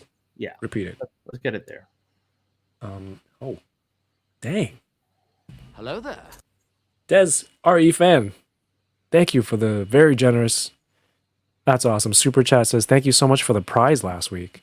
Prize winners. Well, first of all, thank you. Secondly, congratulations. Thirdly, I have all the prizes lined up. They are a giant pile in my living room. I'm working on the tracking numbers and the shipping labels, and then I'm going to get them out. I'm aiming for tomorrow. So, but yes, congratulations. And thank you for tuning in last week. Yeah, the video was great. You did all the content for the figures. I love the hieroglyphics, the symbols on the front, the details on this whole thing. Yeah, I if think you- they really did a good job with like all the detail, the color. On this the- Moonlight figure. And then you put in some extra stuff at the end of the video. I did. I put some stuff from my time on the set with my wig and my big fake schnoz. Yeah, that was fun to put. They were like, you know, they really encouraged that too. Dan was like, you know, just like have fun with it. Like, definitely, like, we would love to see like your side of it, like working on the show. Like, that's a really cool touch to it, you know. So they were really cool with like me doing stuff. I did have one deleted scene, which I guess had a conflict of interest, possibly, where I showed an Apocalypse figure, and it made the connection between Oscar playing Yes. Moon Knight and Apocalypse. I thought it was a funny bit, but I was denied the usage of that. Not by Dan, but just some other people. So Director's cut there's a director's cut, and it will come out at some point. So not on Disney Plus next week. not on Disney Plus, no. But man, that video blew up. What was the numbers? Like 70,000 views. Yeah, man, that's like insane to me. Like, and like my subscriber count went just like through the roof too, and that Yeah. was really, really, yeah, that was like special, man. That was super special, you know. And so, I'm really happy it all worked out that way. I didn't know what to expect, honestly, and so, yeah, I had I'm looking at 72,000 views, and that's pretty cool. That's really, really cool. But hey, man, you have to put a quality video out to begin with. Then everyone circulates it and watches it. So congratulations to you. This is very, very cool. Thank you, man. I really appreciate that. Yeah, like yeah, I hope so. I hope people really dug it. You know, like, I hope people overall's impression was good and they enjoyed it, and that they come back for more when I make another video in 2 years. No, I am. I'm still putting some stuff together. Like, I have a new camera, and like, well, you know, if I do a video every 2 years, then they know it's something special. You know, it's not just some whatever figure. So, but not like some lazy guy who just streams every week. exactly. You don't want to be that. Exactly. It gets boring. No, I get No. it. 100 episodes. It's too much. Come on. That's too much content. Too much content. We gotta leave them wanting more. Less is more. You know.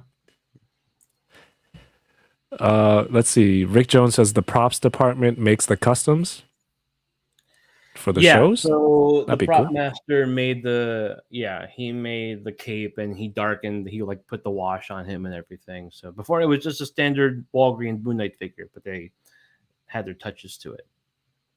Nice. Mm-hmm. Oh, speaking I think of that one something, never. I wanted to. Is it okay if I mention something in my reveal? Is it, or you want to save that for later? Go for it. This is Okay. your time.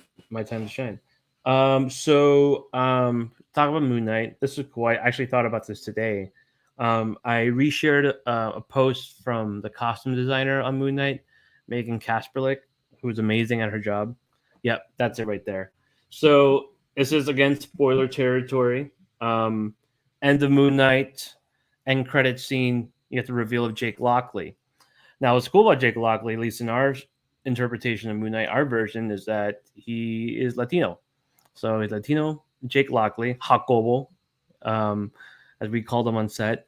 And what's cool about the collar is that it's a mix of Egyptian and Mayan signs. And what was really cool about it was that it has very specific details. So it has like, I think it has like the first issue of Moon Knight's appearance. Yeah, those are all the Mayan symbols right there. Khonshu's Egyptian symbol, Oscar's birth date shown as the Mayan calendar, and also my birth date as it's shown in the Mayan calendar. Even cooler than that is that she both gave us the actual print of it. And so we have the physical form of the collar. Oh, no way. Here. Yeah. So that's what That's it is. gorgeous. Yeah, it's an amazing piece of art. Let's see if we can get a little closer there. So this That's was so like cool, basically dude. like a wrap gift from her. And so again, shout out to Megan. She was so awesome and so great to work with. She was so on top of her game, so creative too. She just knocked it out of the park. So here you go. What? That's, Which part is your part? That's a good question. I'm still trying to figure it out. I even went to the Museum of Natural History and studied and like read the Mayan stuff. Like that's pretty cool. And like I have no idea what it means, but I'm letting you interpret it. That's awesome, man. Figure it out. You gotta frame that, tattoo it, or something. Yeah, I should get this as a back tattoo, or like a chest Back tattoo, like lower back. like my lower back tattoo. Yeah, like a tramp stamp, like a Khonshu tramp stamp. First ever Khonshu tramp stamp. Yeah. Yeah, but like it's amazing. It's so cool, and the fact that we have like the physical actual. Oh my god, I'm pretty tearing up from that. Khonshu. I thought you meant back, like across your back. No, back. lower back, Shoulder. right in the lower back, right there. I can wear my Daisy Dukes with it. I mean, do you have to remove the tattoo that's there now already, or is there Yeah, I have to scrub vacant off. space? Yeah, I have to scrub off all of my favorite people's names, and I'll figure it out. And just scrub it out, I guess. You know, I don't know, man. you I just- don't do tattoos. Apply it every day. Yeah. To scrub on. All right, Yeah. cool. That's an awesome wrap gift, man. Yeah, And to have that detail on there. yeah, that's really cool. And so, like, you know, you don't know like where it can go, right? It's like I think that's the cool thing about the show is like we made some really cool connections and like alluded to possibilities of where it could go. So I don't know if that like really means anything or what would happen like in the future with Moon Knight. So we'll see. But just for us, for for this season or for this like these 6 episodes that we did, we made some really cool tie-ins to the world of Moon Knight. Super, super awesome, man. Darth Clueless. Thank you for the super chat. How are you doing? Says just showing a little love. What's up, crew? Tuesday crew. Some knives out. Darth? Yeah. Thank you. Fabster said, yeah, it's on the collar to symbolize conscious control. Yeah, it, like literally got him around the neck, So that's really cool. Ooh, symbolism. Symbolism, that's what it's about. Very cool. Hey man, it's cool that they do all this stuff and we get to chat about this. You being a toy collector here in the community, it's always cool to see good stuff happen to cool people in the community. Terrible You know people what I mean? like me. Yeah, for sure. Did you say terrible people? I didn't say that.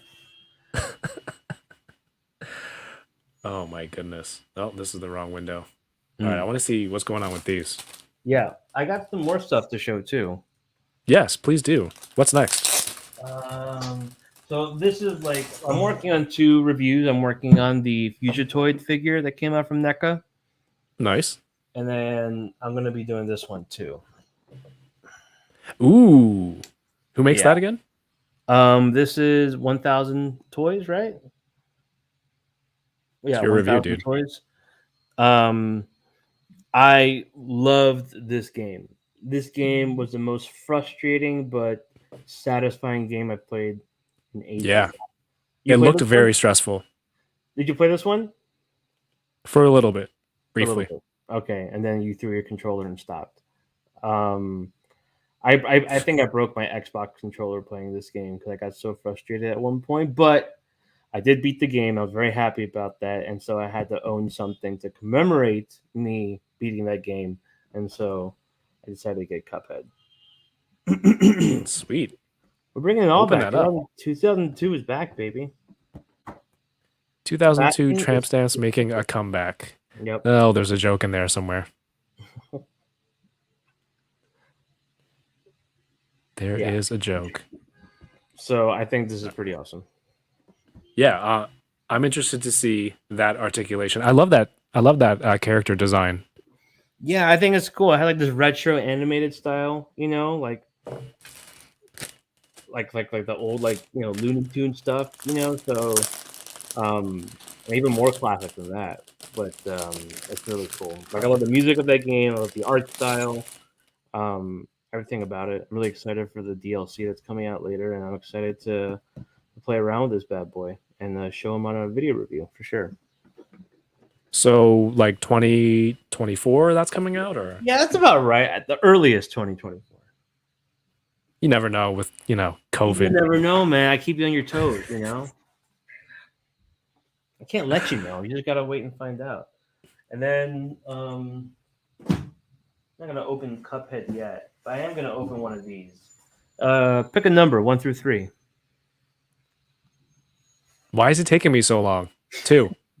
Okay, pick a number. Oh, very nice. Yeah. Do you collect the Thundercat stuff at all? No, that's another space thing, and also I'm not that invested in it. Fair enough. Nostalgic wise, I do have a couple of Thundercats from back in the day, and I played with them. They're all scratched up, but the characters, I'm not I don't have that kind of connection to it. But I recognize some of the characters. I recognize how badass some of those figures look. So Yeah. Like I started watching him a little bit older. I didn't watch him when I was a kid. But like in like my early teens, I started watching like the rerun stuff that we have, you know, and so I got into Thundercats, and so I got the old Maddie collector figures that came out when they first came out, and so then that line died, and then Super 7 picked up the sculpt, and they started doing their own, and so now I can complete my Thundercats. dang, that looks cool.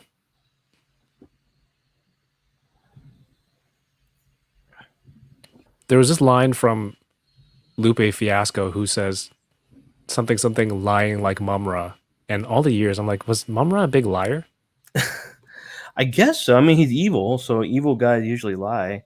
I think He he just lies like his assumes minions that- a lot. Like he'd be like, "Trust me, I will never Trust lie me." to you." Terrible lie. And, yeah, and then he becomes Mumra, the ever living. And, yeah, become really Yoko big. says she tried to play Cuphead. Can you imagine how that went? Oh God. Is she Oh, not a God. good gamer? Or Or I will say that she had difficulties playing Jedi Fallen Order, and I'm gonna leave it at that. Fair enough. Fair enough. All right. Yeah. So these blocks, I bought these at the Japanese dollar store. I don't know what they're made out of. I think the texture's throwing me off, making me think it's not plastic, but it could just be plastic. But there's a bit of weight to it. And of course, I bought these. It looks like actual cement, like actual. Right? It looks Yeah. good. And I bought these for the toy photography that I'm never going to do. But you have it. Oh, I can so have you have it there, So Let's see if I can break these in half. Let me see. There's some more comments. Kyle says nice because he is biased. Bearded Builds collecting a lot of Thundercats, so he's excited. yeah, these are pretty awesome. Like I'm almost complete, at least with the Thundercat figures that I want. Like I basically just get like the main ones, and then secondary characters I'm not too concerned about. Plays in an Egyptian themed show and opens 2 mummy toys. We got a theme going. Yeah, that's true. Good eye. Let me see. There we go. Mama. Cool. Simple. Gets the job done. I have a love-hate relationship with Super 7, I think. I do enjoy a lot of their stuff. I do like the Thundercats line. I really enjoy the turtle stuff. It's getting to like that point where like the price point is just it's getting too high. And for me it's like I have to limit like what I do. So what I get. Yeah, for sure. They're a very specific look and a product, I think. Mm-hmm. Yeah, totally. Fapster says you got to turn that NECA mummy into a Khonshu. Who makes a good Khonshu head sculpt? Nico sent me a Khonshu head sculpt, and so I'm gonna do that. Christina, can you call our dog, please? Yukimi? Go. Sorry, my dog's trying right under the table. Oh, I thought it was a cat. Sometimes she's like a cat. She's a crossbreed. Oh my god. Yukimi? Last week I told the story about what happened with my daughter, and she says like, Kyle has a girlfriend. But man, this week, like a few days ago. So I don't know about everyone else, but we get a lot of here in the GTA area. I don't know if it's just me, but I get a lot of spam callers. Yeah, and they call for duct cleaning. Duct cleaning? Duct, like your air ducts in your house. The air duct, okay.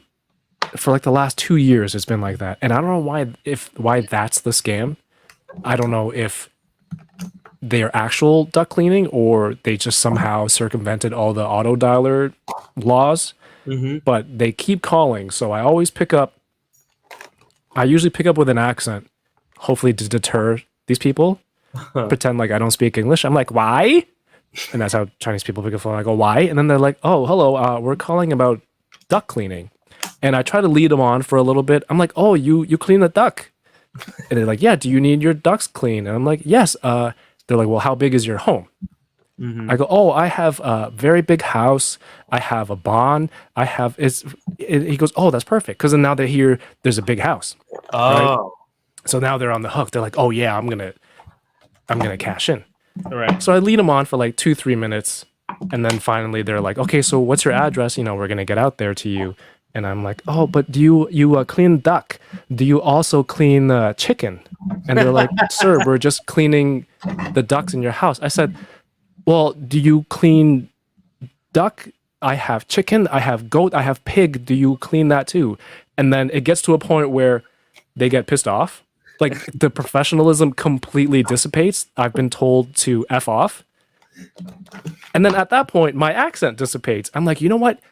Fuck you too. Don't call back here. And then they hang up. So that's what I try to do. They're wasting my time. I'm gonna have a little bit of fun with it.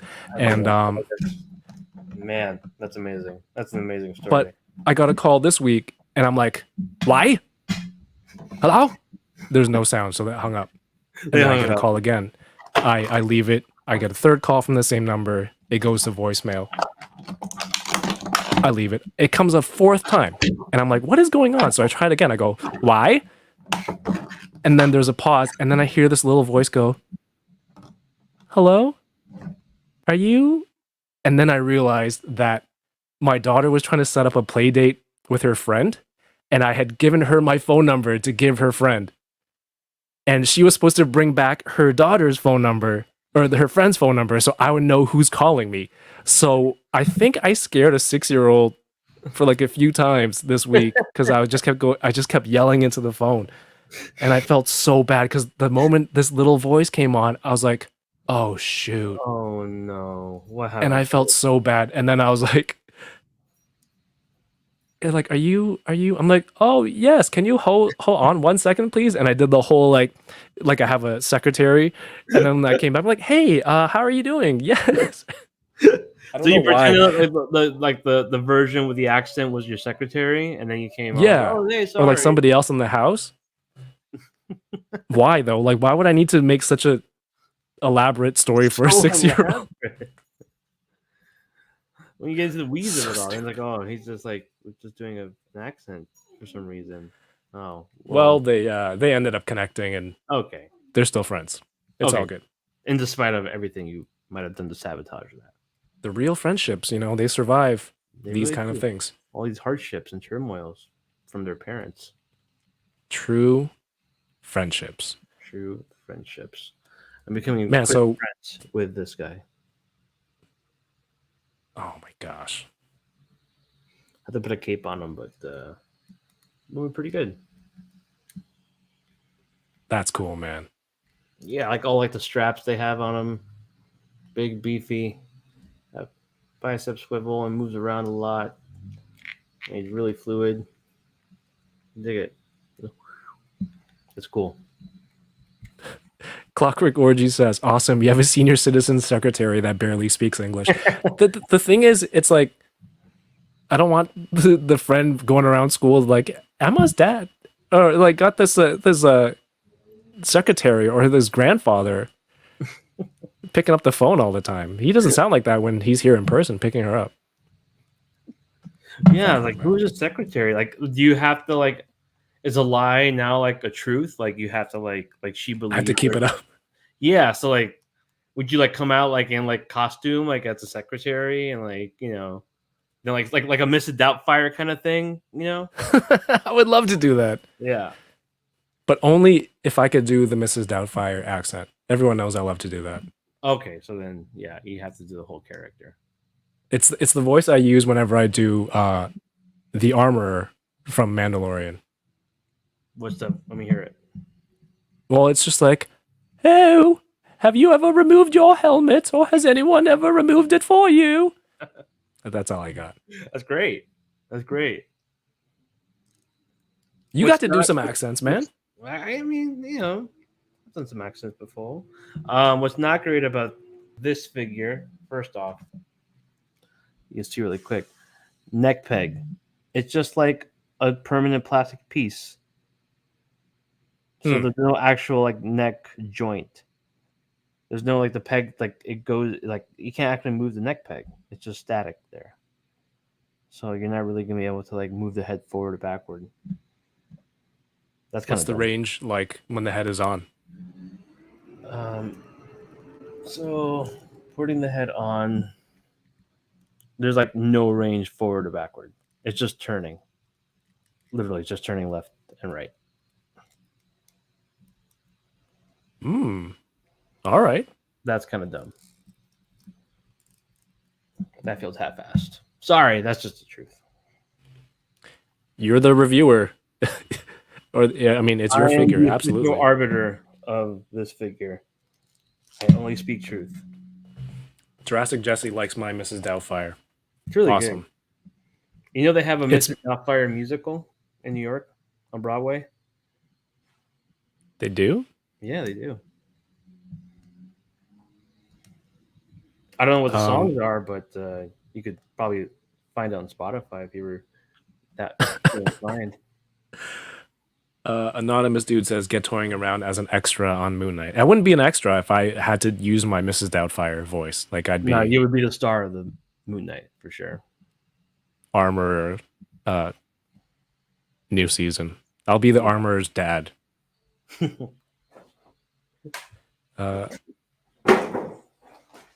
Yeah, man. So, you get to do this. You did Moon Knight. Yes. and I'm assuming that was okay. You know That what? wasn't bad. That wasn't bad. That wasn't bad. No, like we were in Budapest for 6 months filming this show. Holy crap! Like I didn't come home one time, so Budapest was my home, and my fiance too, because she came out, and so that was just like a whole life adjustment. So it's like it's not like you go to work and then you come home and like basically like what a standard like like maybe office job is, right? But it was just like it's a whole period of my life that changed, and then you come back and then you're trying to like readjust to this routine that you had before that. So it's a little weird. Yeah, We lived in a hotel basically for 6 months, and right. we live in a foreign country, and we like didn't have any of the stuff that we had from home, and so that was strange for sure. But we got adjusted to it, and I think we did make it feel like home as much as we could. And then before you know it, I'm back in New York. I'm like, what just happened? It just went by like that, And it's Like funny, a dream, like, right? yeah, a little bit, very surreal, like a long dream. And then when you're doing it, like any job, you have your moments of frustration, or you have your moments of like, oh, I'm tired. I just don't, a little over it. And then you're done with it. That's the thing about acting too, or like, if you're fortunate to do a play or a movie or a show, whatever, especially for 6 months, like that's really long. That's like unusually long. Like movies will go like 3 months, maybe 4 months at most. But like a limited series it's like you're making 3 movies like Right. all in one go. And so that's a very strange thing to do, especially, considering he's the lead actor, and in Moon Knight, he's almost in every scene, like in 90% of the show, you know? So he has like, 100 shoot days out of 112 or something, maybe a little bit more. So it is a lot of work. But it's fun work as well, too. It's fun to play and create and stuff, and, to go to these places and make something interesting and cool.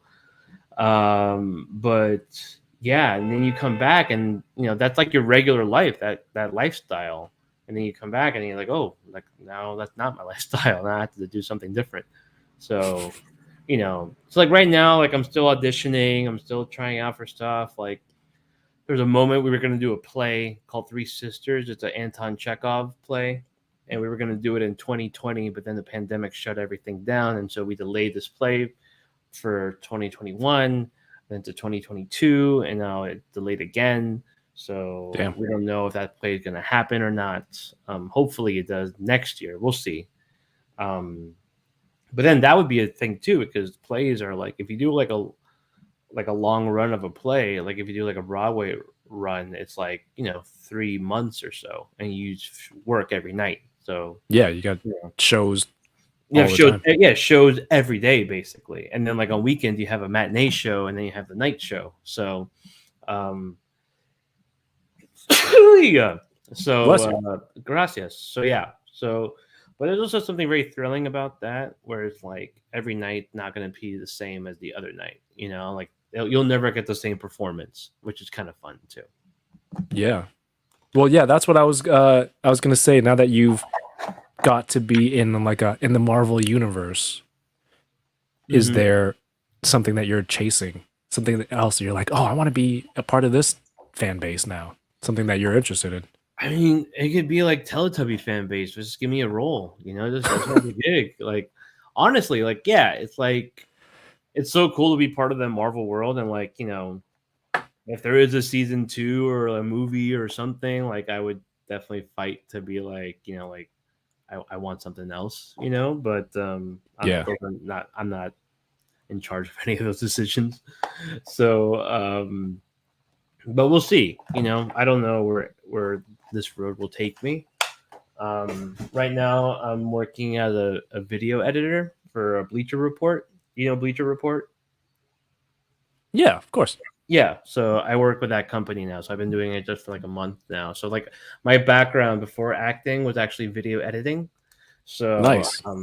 yeah, so now I'm back doing that kind of for this job, which is local and it's cool, but it also gives me room to like actually pursue like my other creative endeavors, like figure report or acting as well. Like those are like my two main things for sure. And so it's still ultimately like my dream job is to be an actor, like a professional actor, which is a hard thing to do. So yeah. But you gotta have a gig. You gotta have like some income coming in, because Marvel paid well, but it didn't pay to like last me a lifetime. So yeah. But we'll see where the road takes me. I'm excited about where things are going and other projects that possibly will be on the horizon that will potentially happen.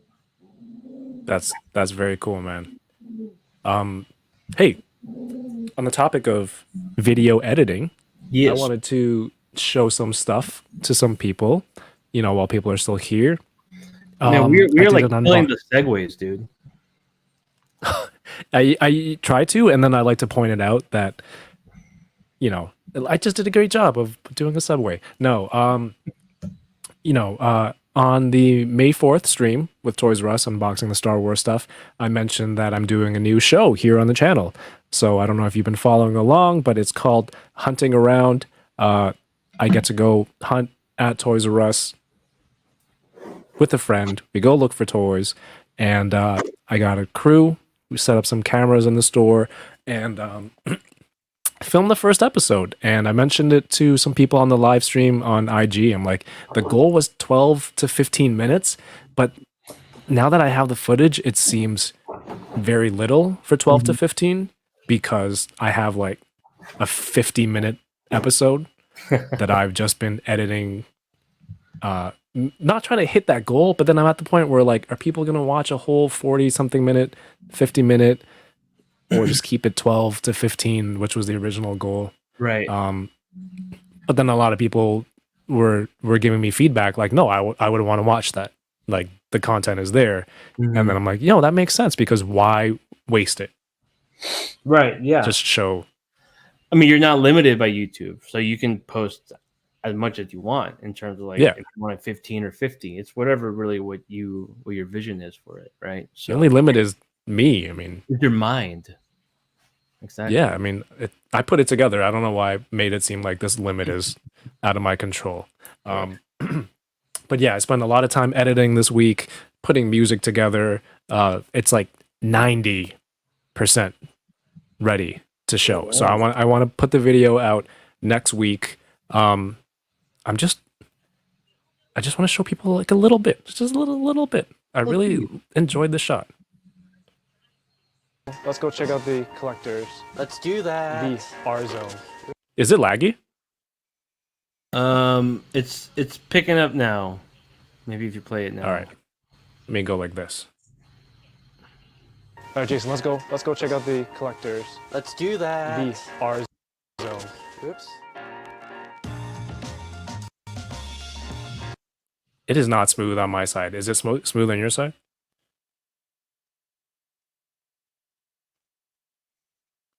I think you're muted. What about now? Sorry. Now I hear you. Yeah, it's a little laggy. Dang. All right. Well, now I don't know what to do. I guess we just. That's your sneak peek. Hey. If you want to see all of it in a smooth running video, tune in next week. Make sure you're subscribed. I think I'm gonna put it out Wednesday. I just have to make sure everything is up to par and ready to go. I'm very excited to show everyone. Let me see. I have it in a browser. Will this play? All right, Jason, let's go. All right. Try again. Bear with me. Yeah. Bear with me. I saw a preview clip, the one you're about to show, and it is pretty cool. So, well, I got to send it to all the Hollywood people, and right, get the buzz going. For sure. I get it. I would have done the same thing. All right, here it is. Screen? No, Chrome tab. Here it is. Here we go. All right, Jason, let's go. Let's go check out the collectors. Let's do Good. that. The R zone. Oops.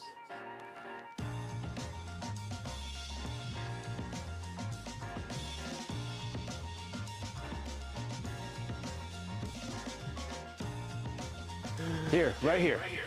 Let's check this out. Oh. We have the. Oh my god. Okay, you know what?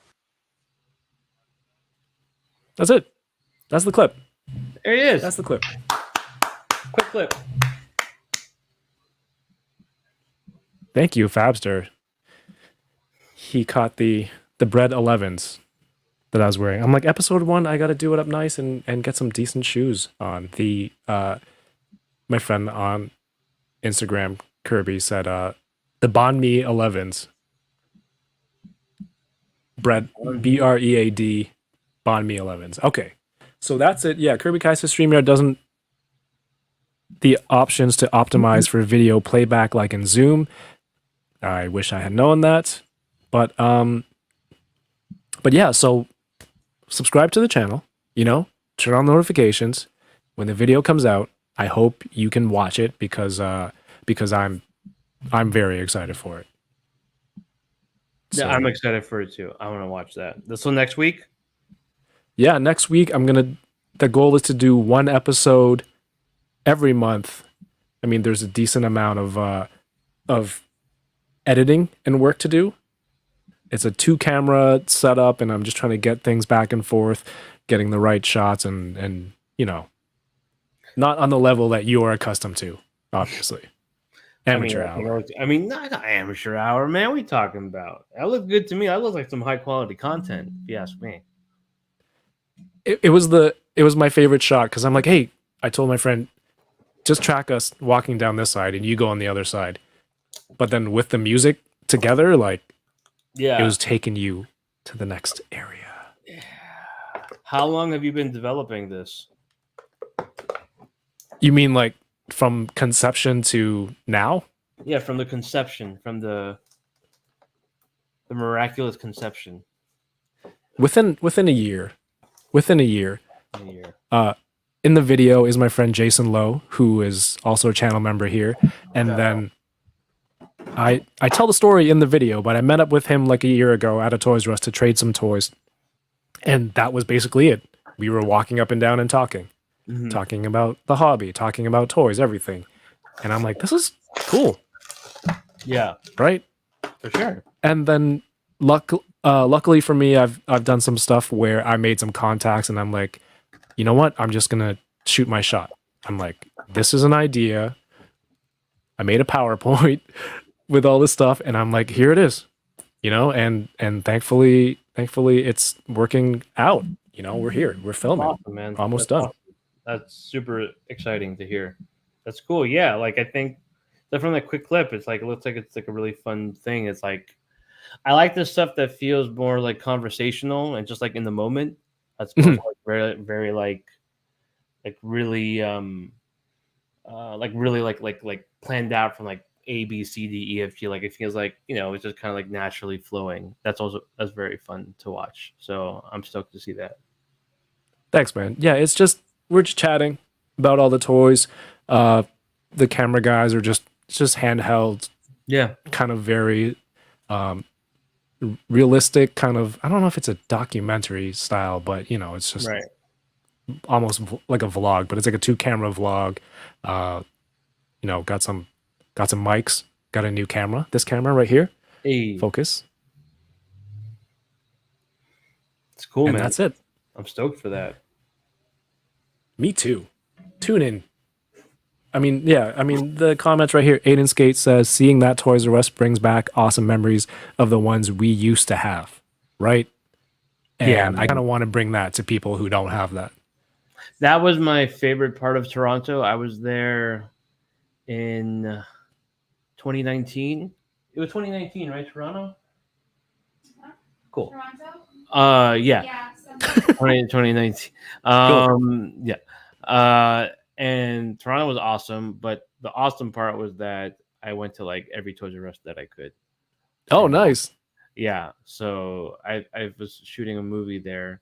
I was there for like a week and a half or so, and so on one of my days off, I just like had a rental car and I just like drove to like every Toys R Us I possibly could find on my map. Were you So, shooting downtown?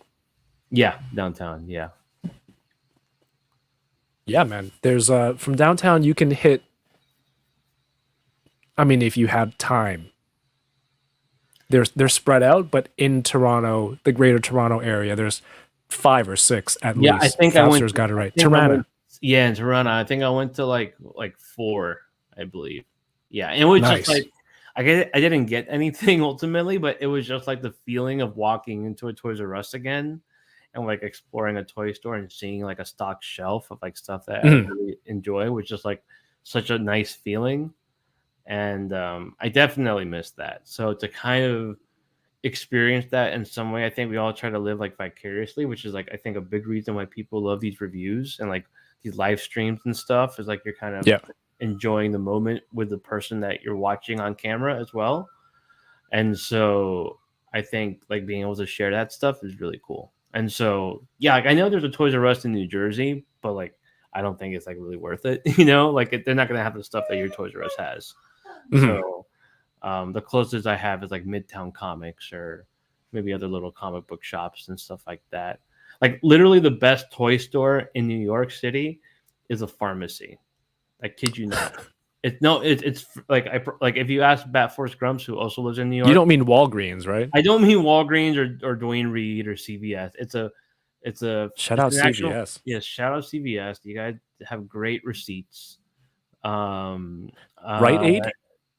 Rite Aid. We have a Rite Aid. Yeah, we have Rite Aid. I'm more of a Dwayne Reed guy myself because Dwayne Reed's like Walgreens. You could probably find some action figures.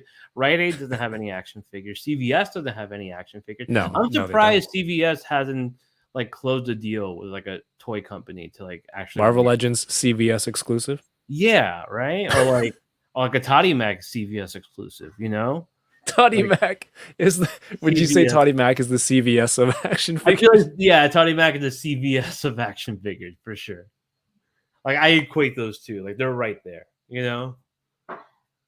Yeah. Like you need a prescription to get a Toddy Mac figure. So it's part of your it's part of your Xanax pickup.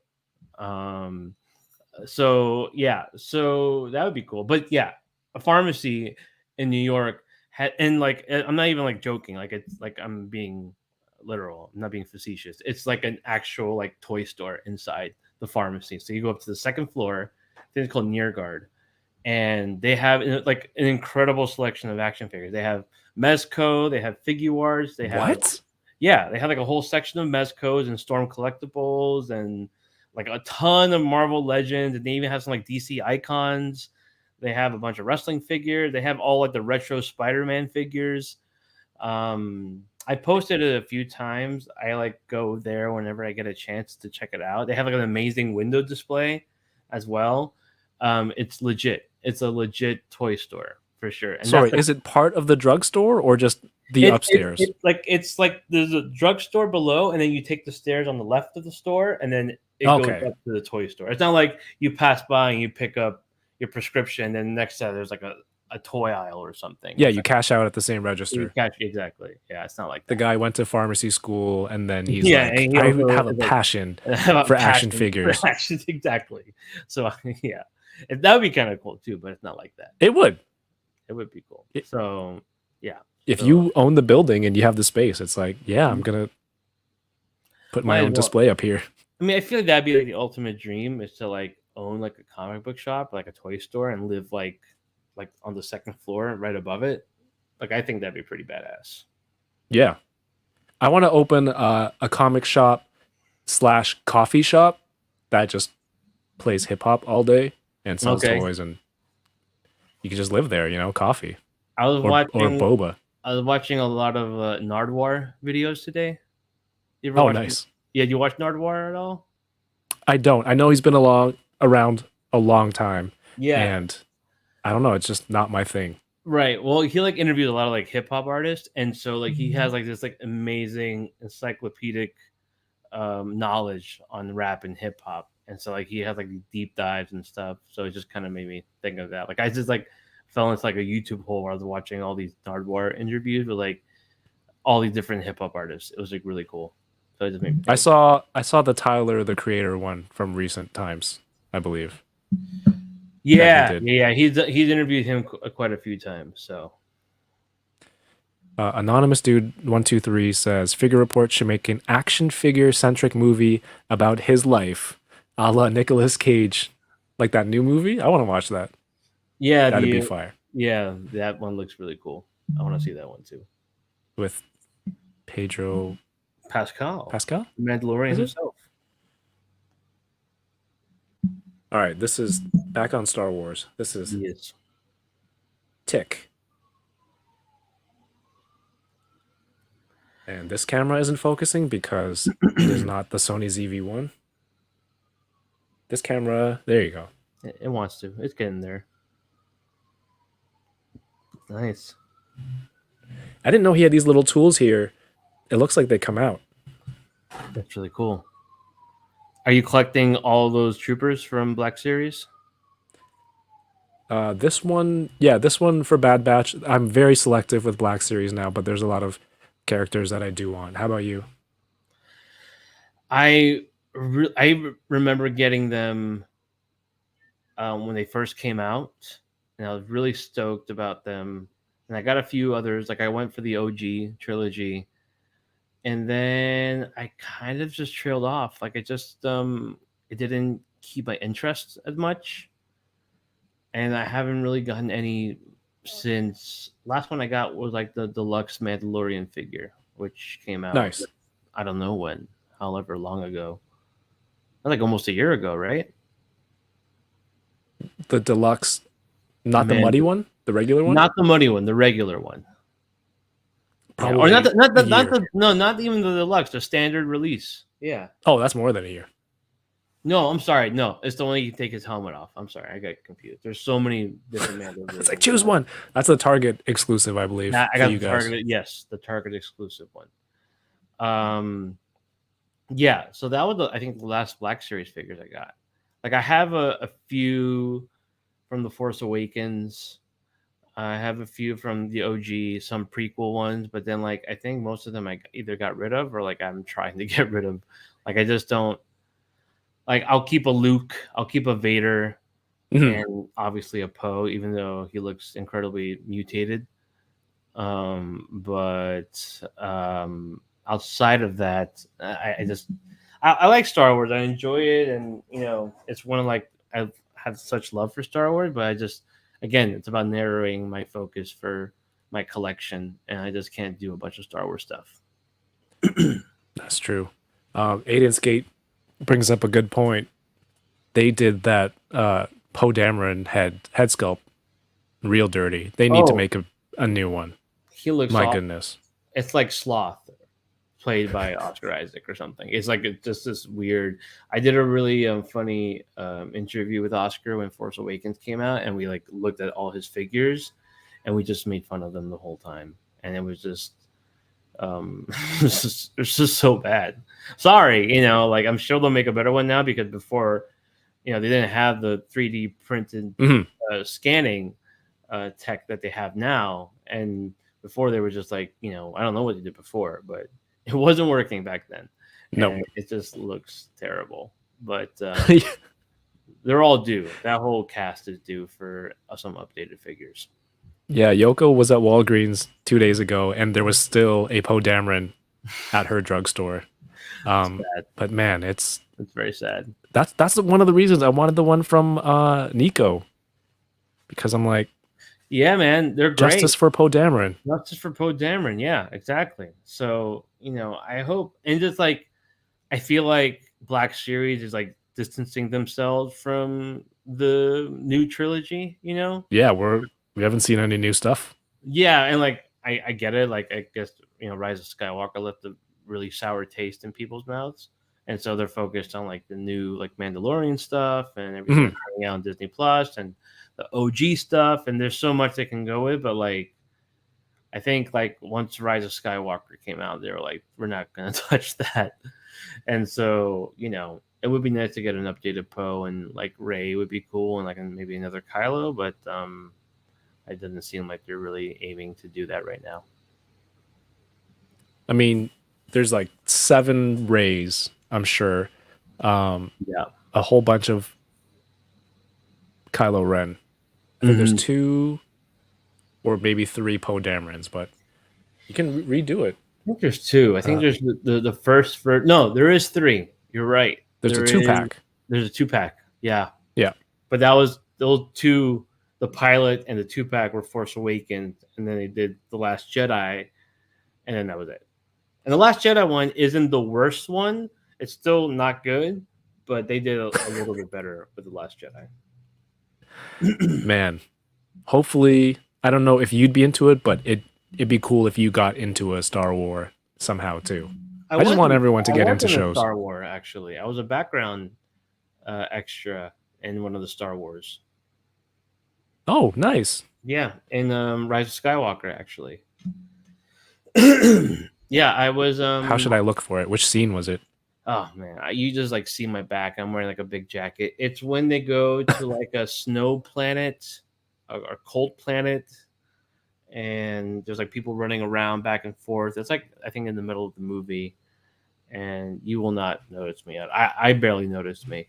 So and my fiance noticed me. She can see my wide back from any angle. So because your tramp stamp was showing. Yeah, exactly. My tramp stamp. Yeah. So she was like, "Oh, I know that tramp stamp from anywhere." So, and my wobble apparently I wobble like a penguin humanoid. Well, in Moon Knight, I noticed you in a very quick shot from like a third of your face. Yeah, I got murked. Yeah, Mork got murked. So I'm like, oh, that's him right there. He's in a pool of blood. In a pool of blood. Yeah, some digital blood. Yeah, that was me. That was my grand appearance. So it was just like, do you want to be an extra? I'm like, sure, why not? And so they just put me in some scrubs and they just threw me on the floor and they panned over my lifeless body. But hey man, look, I'm more than happy to come back into the MCU in a different form. So that guy, rest in peace, Mork. But I'm open to be whoever else they want me to be. So you're saying he's going to be a zombie? Got you. There you go. The next what if confirmed? Like Mork confirmed. Yeah, confirmed. Mork. Yeah. You have any more stuff to open? I got. Or are you? Do you want to open any more stuff? Yeah, I'll just show these off really quickly. I was playing around with this guy. Sick. Yeah, he has a cape that attaches to him, and I still like it, man. Like even though the neck joint is kind of stupid, I still like this, and it has like a nice wire on the side, so it just stretched out. I think he looks cool. Get never mind. I'm throwing him out. Valconitron, thank you for the follow over on Twitch. If you're tuning in still, thank you. All right, I'm gonna open some stuff too. All right. Okay, so Kenobi is coming out in 8 days, and on the Boba Squadron podcast. If you guys don't know, I also do a podcast with Yoko, the Fallen Fets, and Paul, and we talk about Star Wars and collecting and a lot of movies I haven't seen. But we are rewatching the prequel trilogy to refresh ourselves for Kenobi when it comes out. And then I remembered I had this Padme. Padme. And I want to get that open. You're turning her against me. That's mine. Yeah. I was watching today. You remember she has the decoy who pretends to be the queen? Isn't that played by Keira Knightley? One of them is Keira Knightley. Right. And then the opening, I think it's the opening scene of Attack of the Clones. She gets bombed, and then the decoy is like, "I'm sorry, I failed you, Padme." And Padme was like, "No, you did your job. You're supposed to take the bombs." Like, yeah, you're supposed to. It's like Secret Service kind of thing, like you're supposed to bullet. She's like, "No, I failed." She was like, "No, you did great." No, you're supposed to die. You did a good job. You handled it like a champ, Corday. Thank you for your sacrifice. Sending thoughts and prayers. I would like to rewatch those. I think. I mean, I know they get a bad rap because they're bad movies, but I still feel like you can enjoy it. Like I still remember the experience of going to watch those movies, and that was the best part of watching the prequels. You know, like the midnight showing, and that was so much fun. I think. Oh, you went to the midnight for those? Yeah, for the prequels. Oh yeah, man. It was like me and my uncle, my cousin, like more of our family and some friends too. We just we like got tickets for each midnight showing. So like we saw like Attack of the Clones and like we all got hyped when Yoda was jumping around like a little frog, like going "Mah!" with a lightsaber and you know, just freaking out, like what the hell's happening right now? And it's just such a bad movie. And then Revenge of the Sith was cool, but it wasn't, and they had some weird one-liners, and that was interesting. And then it ended, and we're like, "Huh, all right, I guess that's it." And so I was See you guys in a few decades. few decades, yeah. And then the next trilogy kind of did the same thing, and so yeah. So, but I am like, I mean, obviously the best part of the prequels were Jar Jar, and outside of Jar Jar were Obi-Wan. So I'm excited to see what Obi-Wan's about for sure. What about you? Are you being facetious now I don't even know what that about Jar Jar? means. No. Yeah, I mean Jar Jar was the best. I bought the Jar Jar toys, you know, like I was there for Fan Force Friday and I like went through all the kids and grabbed my Went through all the kids like Anakin. Yeah, I killed them all, and not just the men, but the women and the children. They're animals. They're animals. I slaughtered them like animals. Why did I do it in an Arnold voice? I went a little Arnold. The animals. The animals. And then I they hate slaughtered them like animals. them. Slaughtered them like animals. Yeah. So, we used to do. Me and my cousin used to do Star Wars theater, so we'd reenact all the scenes, like the great scenes, you know. Like that line from Obi-Wan, Anakin, my allegiance to the Republic, to democracy. To democracy. Yeah, I'm just like, okay, like who's that passionate about democracy? So I guess Dude. Obi-Wan is. On Conan O'Brien's podcast, he's talking about the prequels, and he's like, I just don't get it. They're talking about trade sanctions and all this political stuff. It's like, what kid wants to sit there and be like, oh, the Trade Federation, if they don't listen to us, we're gonna there's gonna be a blockade and they're signing treaties. It's like, ew. I'm so excited. It's like Civilization, but in movie form. It's just like I love all these treaties and all like these declarations and like, yeah. And then like for some reason they got like the bad guys are like obviously like caricatures, you know, and they all had like really racist voices. Yeah, for sure. I mean the Newt Gunray, they're like they sound very Asian. I mean, I have the Newt Gunray figure, you know, because they're when you go back, you can actually hear Newt Gunray be like, "Oh, you call for a duck cleaning." What did you do, Newt Gunray? Yeah, it was me. It was me the whole time. Aha! I didn't know. I imagine you pull your skin off and it's just Newt Gunray head. So that's pretty awesome. It's like, oh, I call for a vote of no confidence, and like kids are learning about Parliament and stuff. I mean, how else are you going to learn about Parliament and the way democracy works if not Star Wars? Do you have votes of no confidence in America? I think I do. I feel like we have a lot of Newt Gunrays in Congress right now. And we're all just a bunch of droids, you know. A lot of Asians? No, that's not what I said. I said Newt Gunray. Newt Gunray is not Asian, all right? There's no Asians or Latinos in Star Wars. You know, there's just different. I don't know what they are. Different alien species. There's a lot of Newt Gunrays around here. A lot of Newt Gunrays. Whole lot of Newt Gunrays, and I ain't voting for that. No. Yeah. I definitely do want to rewatch the prequels because maybe I'll have a new appreciation for them. Well, yeah, revisit it and see. I just sometimes there's a weird balance of like the way they speak. Like sometimes it's almost Shakespearean, and then sometimes it's modern day. It's like Shakespeare if he was dumb, and that's how they kind of. It's like they didn't know how to talk. Like it's no, but like they say stuff like, and it's just like no human talks like this. I mean, I think even Harrison Ford said that to George Lucas at one point making Star Wars.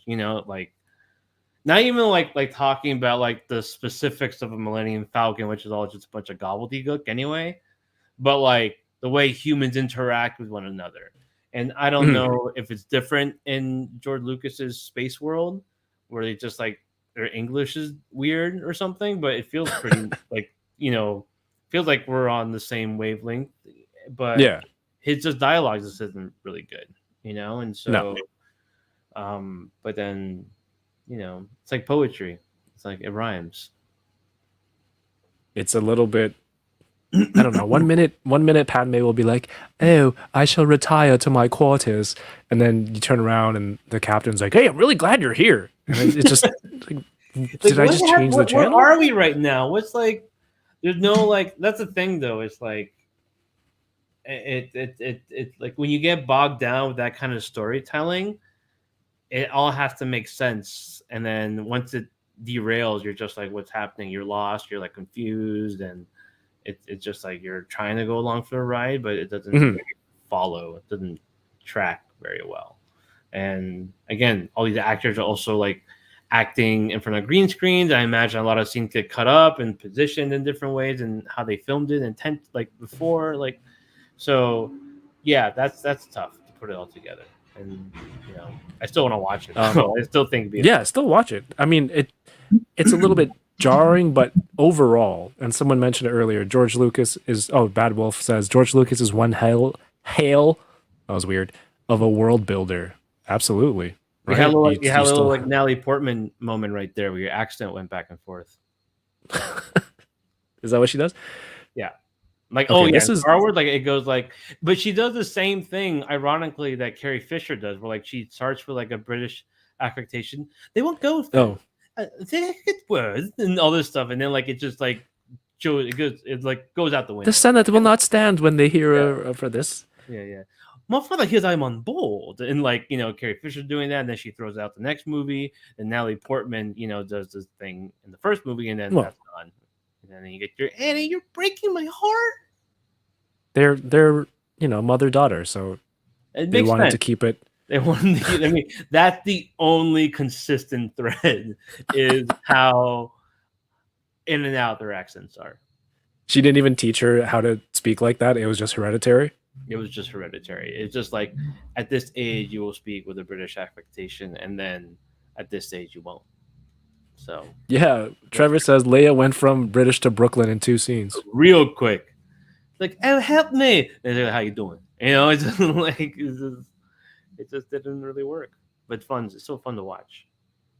All right, this is rare in Black Series, but she has a swappable hand that the one that it comes with holds the noisy cricket, and that one's too small to hold this blaster that she picks up.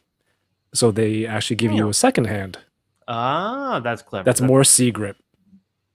That's a big hand. It's a big blaster. I think I like the look of that one. And then she has a holster here too. This is the Attack of the Clones look, right? Yes. Before the monster... Is this before? Yeah, before the monster rips just the midriff section of her outfit. I mean, what a well-placed grab by the monster right in the midriff. They're like, we gotta work the abs into the shot. Yeah, George Lucas like, well, I know how.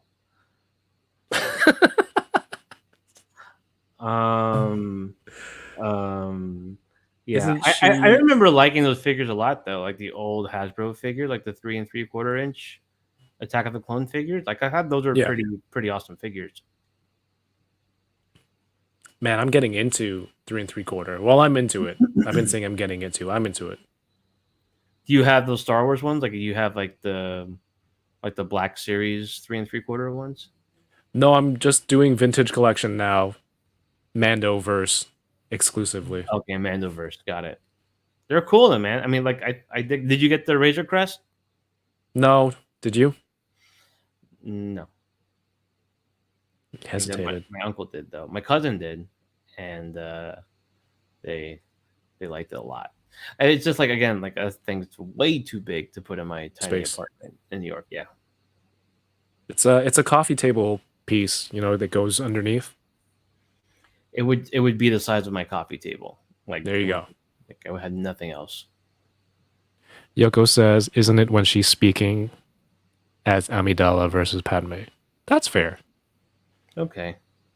I don't buy it. But so the queen's name is Padme, but then all of her handmaidens have different names. Corday, Sabe. I don't know if that's just a naming convention on Naboo, or you have to have a rhyming name to be in the queen's. But I'm saying, you don't know that. You're just like guessing, and that's the thing. Yeah. It's like, the movie doesn't I really don't give you know an that. answer, and you're just like, I guess that's what it is. But it's like, you don't ever want to have someone like, it's like, that's why I meant like the whole like being confusing intentionally. Like a David Lynch film is like confusing by intention, as opposed to like George Lucas is not trying to be like, I don't think that's what he's cerebral going like for. that, or surreal. He's just like, that works, I guess. Like, you just kind of run with it, and then you're like, wait, I don't really follow. And yeah, I don't know. I thought the people would know the name of their queen is Padme Amidala, and then the handmaiden's name is also Padme. Padme. Padme. Anonymous dude says, "I'm new here, but I should act." No, I shouldn't. I'm just gonna do my show, and that'll be the end of it. That'll be the end of me. I'll show my last two. Let's. My last two figures in my life. In my life, because your lady will kill you after this. This is game over for me, man. It's game over, man. Ringer Lou says, "Kevin, loving your voiceovers. Am I warming up for a Group of 7 comics appearance?" I do want to go on with Jason and Chris, but we haven't set a date yet or which X-Men issue. If you guys don't know, Group of 7 Comics is a comic book done by my friend Jason, who will be guest number 2 on Hunting Around. And what they do, though, on top of their comics, they do a YouTube stream where they read X-Men comics and they go through old issues. 1/6 Shooter was just a guest this week, but sometimes when they read the text boxes for each characters, they do voices too. Hey, So it's fun. that's pretty cool. They don't have any Newt Gunrays in Marvel, though. Well, I think you should pick that character. I'll just do all new Gunray voices for everyone you voice. I like Watto's voice. Anu! Hey, Annie. There's some real emotion when he sees Anakin come back and Anakin's grown up and he's fixing the droid for him, and then he's a weird looking dude, but you see the emotion in his face, and then he's like, "Hey, it is you. Maybe you can help me collect from some deadbeats who owe me some money." All right, we're getting into Borat there. Never mind. It got a little Borat-y. I mean, You that's get the where Borat little got his- money. You got the money. Yeah. How much? Annie. Here's Monkeyin. The bad guy. Pretty cool. Screaming face. A lot of accessories. How deep are you into Thundercats? I'm fairly deep. Like I said, I am going for the characters I remember. So there are some that I have very loose memories of, very little Loose memories. memories? Loose memories. Your memories are loose? All right. I have some loose memories. No, just very faint memories of some of them, but there's the main team of Thundercats, and there's I feel the main group of villains led by old Mumra here, old thick Mumra, the ever living. And so I'm just getting those until after the ones I have here, I think I'm only missing two. Then I'm done with my Nice. Thundercats collection. Yeah. Well, there was one that Yoko helped Prime to the first locate, and Which she got one? 100. No, not 100. 1,000,000 pending unverified enabler points. Oh wow, that's a lot of points. Yeah. they're Yoko pretty says, "I've only ever heard the Armorer and Borat, and he has really expanded his range here tonight. I do a lot of voices. I can't tell if they're good, but in my head, obviously they sound good. To my wife, they do not sound good, and you know, you just got to put it out there." I mean, I think general consensus is dope on your voices for sure. If anyone's doing animation, it's a very specific range of characters. Yeah. You have three that Newt you do like Gunray. really well, you know, and that's kind of like what you need to put on your resume. Just like Borat, Newt Gunray. They're like, who the hell is Newt Gunray? And watch it. But like they say, like if they know it, they're like, oh damn, we got a new Gunray on our hands, you know, like that's primo. Can you imagine? I'm like auditioning for SNL. I'm like, I do impressions. This is Newt Gunray. And Lauren's then like, it's just like- this is brilliant. Yes, we need this on our show. Put him on the show. Fantastic. I actually got to go. I saw like a little behind the scenes of SNL because Oscar hosted it one. Oh, sweet. weekend. Yeah, so that was kind of cool. Check it out, like be in the audience and everything, and see how it all happens. It's crazy. It's just like like tons of people working there, and just like it moves so quickly. And so all the hosts have a handler. I forgot her name, but basically like she comes in during the commercial break, grabs the host's hand, like running around with them, takes them to the back, they get changed, and then they put them on stage. And then the next sketch, she comes out, grabs them, they start running, and it's like this whole this whole train of things. Like it's all like these like ants moving together to get it all done. But it's really impressive how it all comes together. The beauty of live, I guess, Beauty of live TV, man. The live sketch and the complexities. Yeah, for sure. Someone said, "Oh, Marcus E. Oscar's part in the janitor at the writing session skit was the Dua Lipa one. That was pretty awesome. It was funny too because so like they had some other sketches. They do like all the sketches they've like planned for the week, and so they always, I guess they not over calculate, but they have a certain amount of sketches that they have in mind, but they just like they always like overdo it in terms of like for the show. Like they always have like 2 or 3 that are cut, because they don't have time for it. So they overschedule it. So then it came down to like the show's running, I guess, a little behind, and so they basically asked him like, okay, what sketch you want to do? You want to do the janitor? Or he had like a ska sketch because he used to be like in a ska band, like a punk band before. And so they had this like really fun punk ska sketch. And so he basically said like janitor. And so they just set up for that one. So it's so like on like in the moment, very on the fly, very quick. Right. So it was cool how that came about. And yeah, the janitor sketch was really funny. And then like there's like a little after party and like everyone hangs out and has a good time, and that was cool just to see it all come together. And like the cast was like really happy with how it all played out with them. That's cool, man. I would love to see it or be in one of those meetings where writers are just throwing out ideas and throwing out jokes. Yeah, like that would be Constantly, cool. it's just- Yeah. He said like it was great though. He said he had a really good time with it, and like he didn't feel nervous at all. And like you can sometimes tell when like someone's a little nervous or like a little unsure. Like the cast is like trying to like keep the host safe, and so they do more stuff, and the host kind of like not the focal point. But Oscar was game for everything, and so like I mean like I know he's a funny dude, and he always has been, and like we joke around a lot, and so like I just knew like he really quick, and like he can really like improvise as well, and he knows how to like just like be in that place, and so it was cool to see him do that, and I think he did a really funny job. Man, if he can do Mark and then Steven What back can and he forth do? like that, What can he do? You know, that at should be point. a breeze. Again, I mean, just like stop acting. Like the world should just stop after that. Like, where can you go from there? Match you toy. Thank you for the super chat. Says, great show, guys. Gotta go. See you next week. You will literally see Matthew Toy next week. Go follow Matthew Toy. He's got the new logo there. We talked about KB Toys. That toy part looks very KB Toy-esque. Yeah, But he'll be the guest next week, so make sure you're here, everyone. So here's Tigra, one of the Thundercats. Did you get a Thunder Tank? I did not.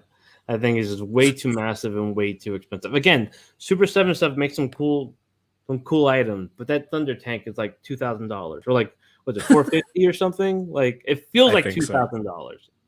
It feels super expensive and it's massive, but like no, I wasn't going to do that. Same for the turtle van, but I did get the turtle van from NECA. Nice. Yeah, that one. Man, last week or the week before, I was fiending to get that Razor Crest. Yeah. I was just, if anyone had it, I probably would have pulled the trigger, and it was a bad, tempting week because I was walking around a house singing like Kanye West. I was just singing to myself like, "Wait till I get my money right," and then I'm just like, I shouldn't be spending money. You shouldn't be spending. You're not Kanye. Terrible. Right? Even if you were Kanye, No. you probably shouldn't get a Razor Crest. I would. If you were Kanye, you would have gotten a Razor. Yeah, I guess so. That'd be that bad. Why wouldn't Kanye? I mean, what are the terms there? If I were Kanye, what in his mind? I don't know if I were Kanye. That's a good way to start off a story. If I were Kanye, what would you do? This is the SNL sketch. This Yeah, is this all the is like- pitches. this If is I us were, brainstorming this one's right called now. "If I Were Kanye." If I were And Kanye. There's this Roll thing with called a HasLab Razor Crest. Thundercat as opposed to Tigra from Marvel Comics because it fits for Tiger themed characters. That's true. Yeah, they couldn't think of any better tiger themed names. I think it's, you're pretty much limited to that. Yeah, Tigor, I guess. Tigor? Like Tigor, yeah. Tigger? I guess a little close to Tigger. Yeah. Yeah. Yeah, but Tigor is a little bit more like that sounds like a superhero or like a comic book. Like I don't know. Tigor man. sounds like a European name or something. This is the extent of my brainstorming, which is why I can never work on SNL. My brain just goes numb after a while. Well, if all else fails, I'll just do Nude Gunray again. I mean, I feel like you got that one in the bag, dude. Like I'm sure they'll do like a new Gunray show on Disney Plus or something, and so they need to come to you. Ooh. I got to do the prosthetics and stuff. Like a new Wicked. Gunray talk show, you know? Because that's all I'm gonna do, guys. I don't want to learn any lines. I don't want to act. No. Just let me talk, and I'm interviewing like other people. Yeah. In the trade federation. Yeah, just interviewing a bunch of people in the trade. You're talking about like different trade deals and blockades and stuff, like new blockades you want to do, but it's in like the format of like a David Letterman, you know? So Exactly. yeah, like I'll a have band, on like like a band and everything, you know? be like, "Oh, Poggle the Lesser, how did you get this name? Why are you the lesser? Is there a greater?"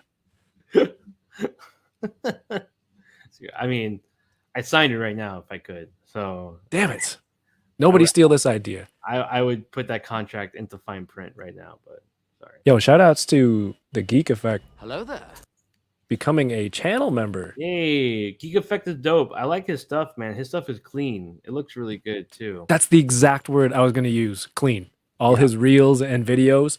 He's got the mic, got the clean shot. Amazing. Go follow Geek Effect. Yeah, legit stuff for sure. New Gunray, a Star Wars story. Do it. What? Wait, how does he say it? I don't know how he says it. I can only guess based on how many A's that Bad Wolf Media wrote in the sentence. All right.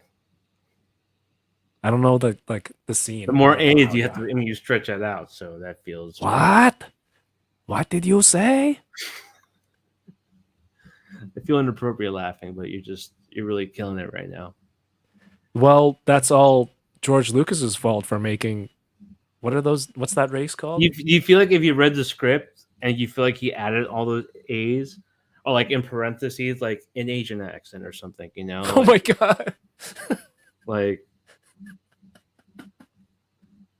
in racist accent, you know? Like I don't know, like what he would write, like you know.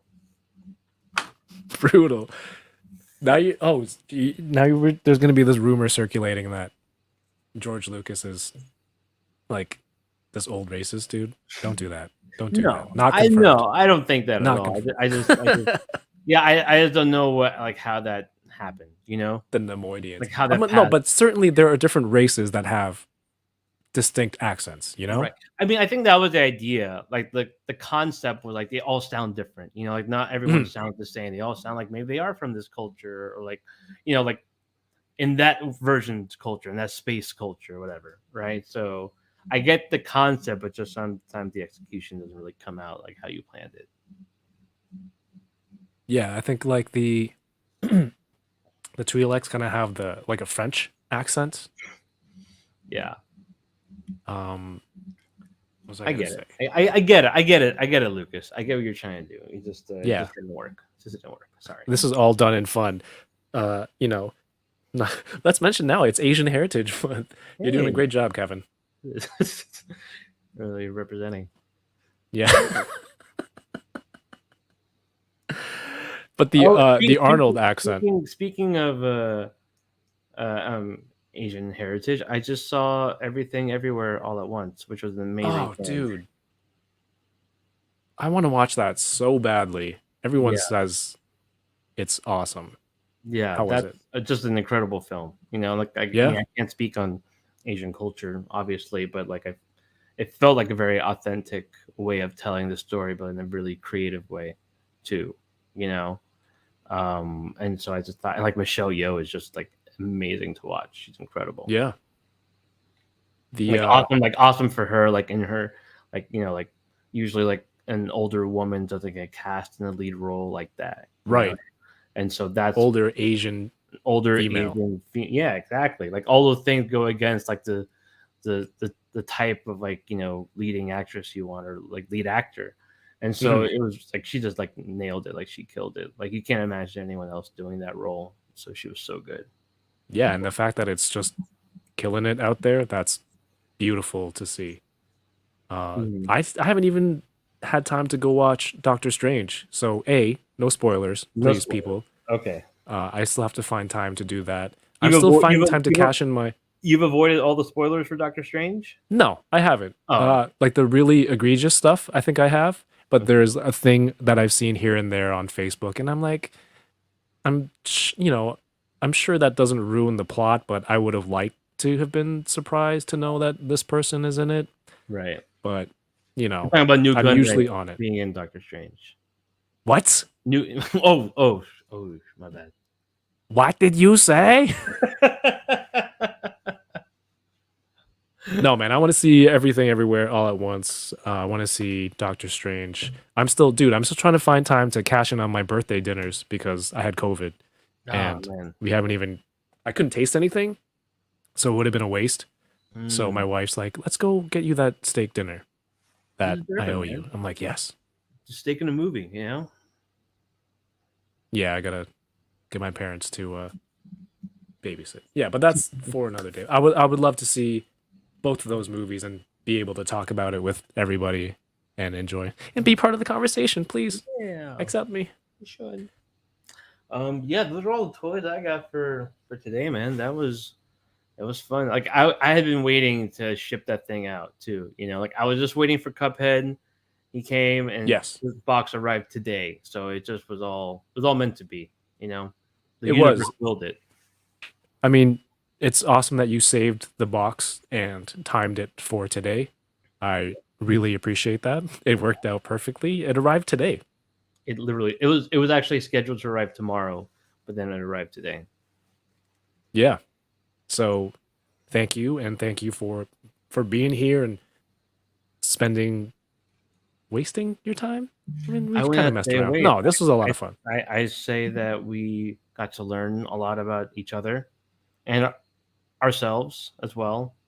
And we really explored these deep crevices of toy collecting. Yeah, man. And I had fun doing voices with you. Um, before we bounce, let everyone know where they should be following you, which I've already mentioned before, but in case they haven't, and let them know what kind of stuff. Do you have some stuff coming out soon that they should look out for? Yeah. So, Figure Report on Twitter, the Figure Report on Instagram. Don't have a Facebook, but I don't know how many people are using Facebook as much anymore. But Twitter and Instagram are where you can find me, and YouTube as well. And yeah, so I'm just got some stuff cooking in the lab, as they say, and we'll see when that comes out. But sooner rather than later, for sure. And Awesome. then, yeah. So just follow me on Instagram and Twitter and YouTube, and helping get those subscribers. That'd be pretty awesome, and I will repay the favor. And I'm sure I'll do a stream the next week or two on YouTube, and then we might do a little giveaway again. I'm working on a cool custom arcade cabinet with a Shadow Moses, who's made some really dope stuff. A lot of cool arcade cabinets. I have this really awesome 6-player X-Men arcade cabinet that he made. Oh, Yeah, and also has like an LED as well. And so that thing is just badass. And Marvel versus Capcom one too. So those two I really love. And so he's making a really cool custom arcade cabinet, which we'll give away on a show at some point. And then, yeah, so yeah, just follow me on those channels. And this was fun, man. This was really cool. I'm glad I got to open these toys and have a really good excuse to open them with you. and of course, I am muted myself again. Good job, Kevin. But yes, that is the perfect excuse. Thank you for being here again. Thank you for saving your toys for us, and congratulations on everything that you're doing. Thank you. And everything that you're killing it with the reveals and the review and the review, all that stuff. Everybody go follow, go share all that stuff, and again, it helps. It helps. So It does. get as much eyes on all that stuff as you can. Congratulations on your success and your continued success in your career, man, and all your collecting. Appreciate And thank your that. lady for sticking by and giving us some nice side commentary and interactions. Yeah, I appreciate that. And like the Mummy, I'm gonna retire. Sweet. And the thing is awesome. I think the Mummy might be my favorite one out of the. I haven't opened Cuphead yet, but so far Mummy takes the proverbial cake. Nice. Yeah. So Yeah, if you want to bounce, that's cool. I just want to let everyone know what's going on here in the channel. But if you want to stick around I'm just going to be on for like 2 more minutes and I'll make stick sure. around. Yeah, I'll stick around. The Boba Squadron podcast, Instagram.com/Boba Squadron. Episode 9 is out now, and you can watch it and listen to it on all your favorite platforms, whichever one you choose. I don't know how to say it as good as Yoko. Episode 10 will be next week, and then we're going to take a small break because we're going to do live stream recaps for Kenobi, which I'm very excited for. So go follow along. Make sure you comment on this video, hit the thumbs up, share it everywhere now that you've seen it and you're like, that was fun. That was, Mike was great. Kevin was, he was okay. He was there. So, go share it based on that recommendation. But of course, Hunting Around will be coming out next week. Super pumped to show everybody. So make sure you're tuned in. Yoko says raid. Who can I raid on Twitch? I don't know how to do this whole raid channel. Oh, Fred is on. Fred is on. If you're on Twitch, the 4 people here, I do appreciate you. Go watch. We're going to raid Fred, and then we'll call it the Butter Raid. Sound good? hashtag Butterade when you join. And then I don't know how to do it on YouTube, but if you prefer YouTube or you want to do more toy stuff, go check out the Toy Migos. They may or may not be on still because I talk a lot. Anyway, everyone, thank you for watching. Have a great night. Stay tuned and keep toying around. Peace. Later, guys. Nice. Nice. Well done.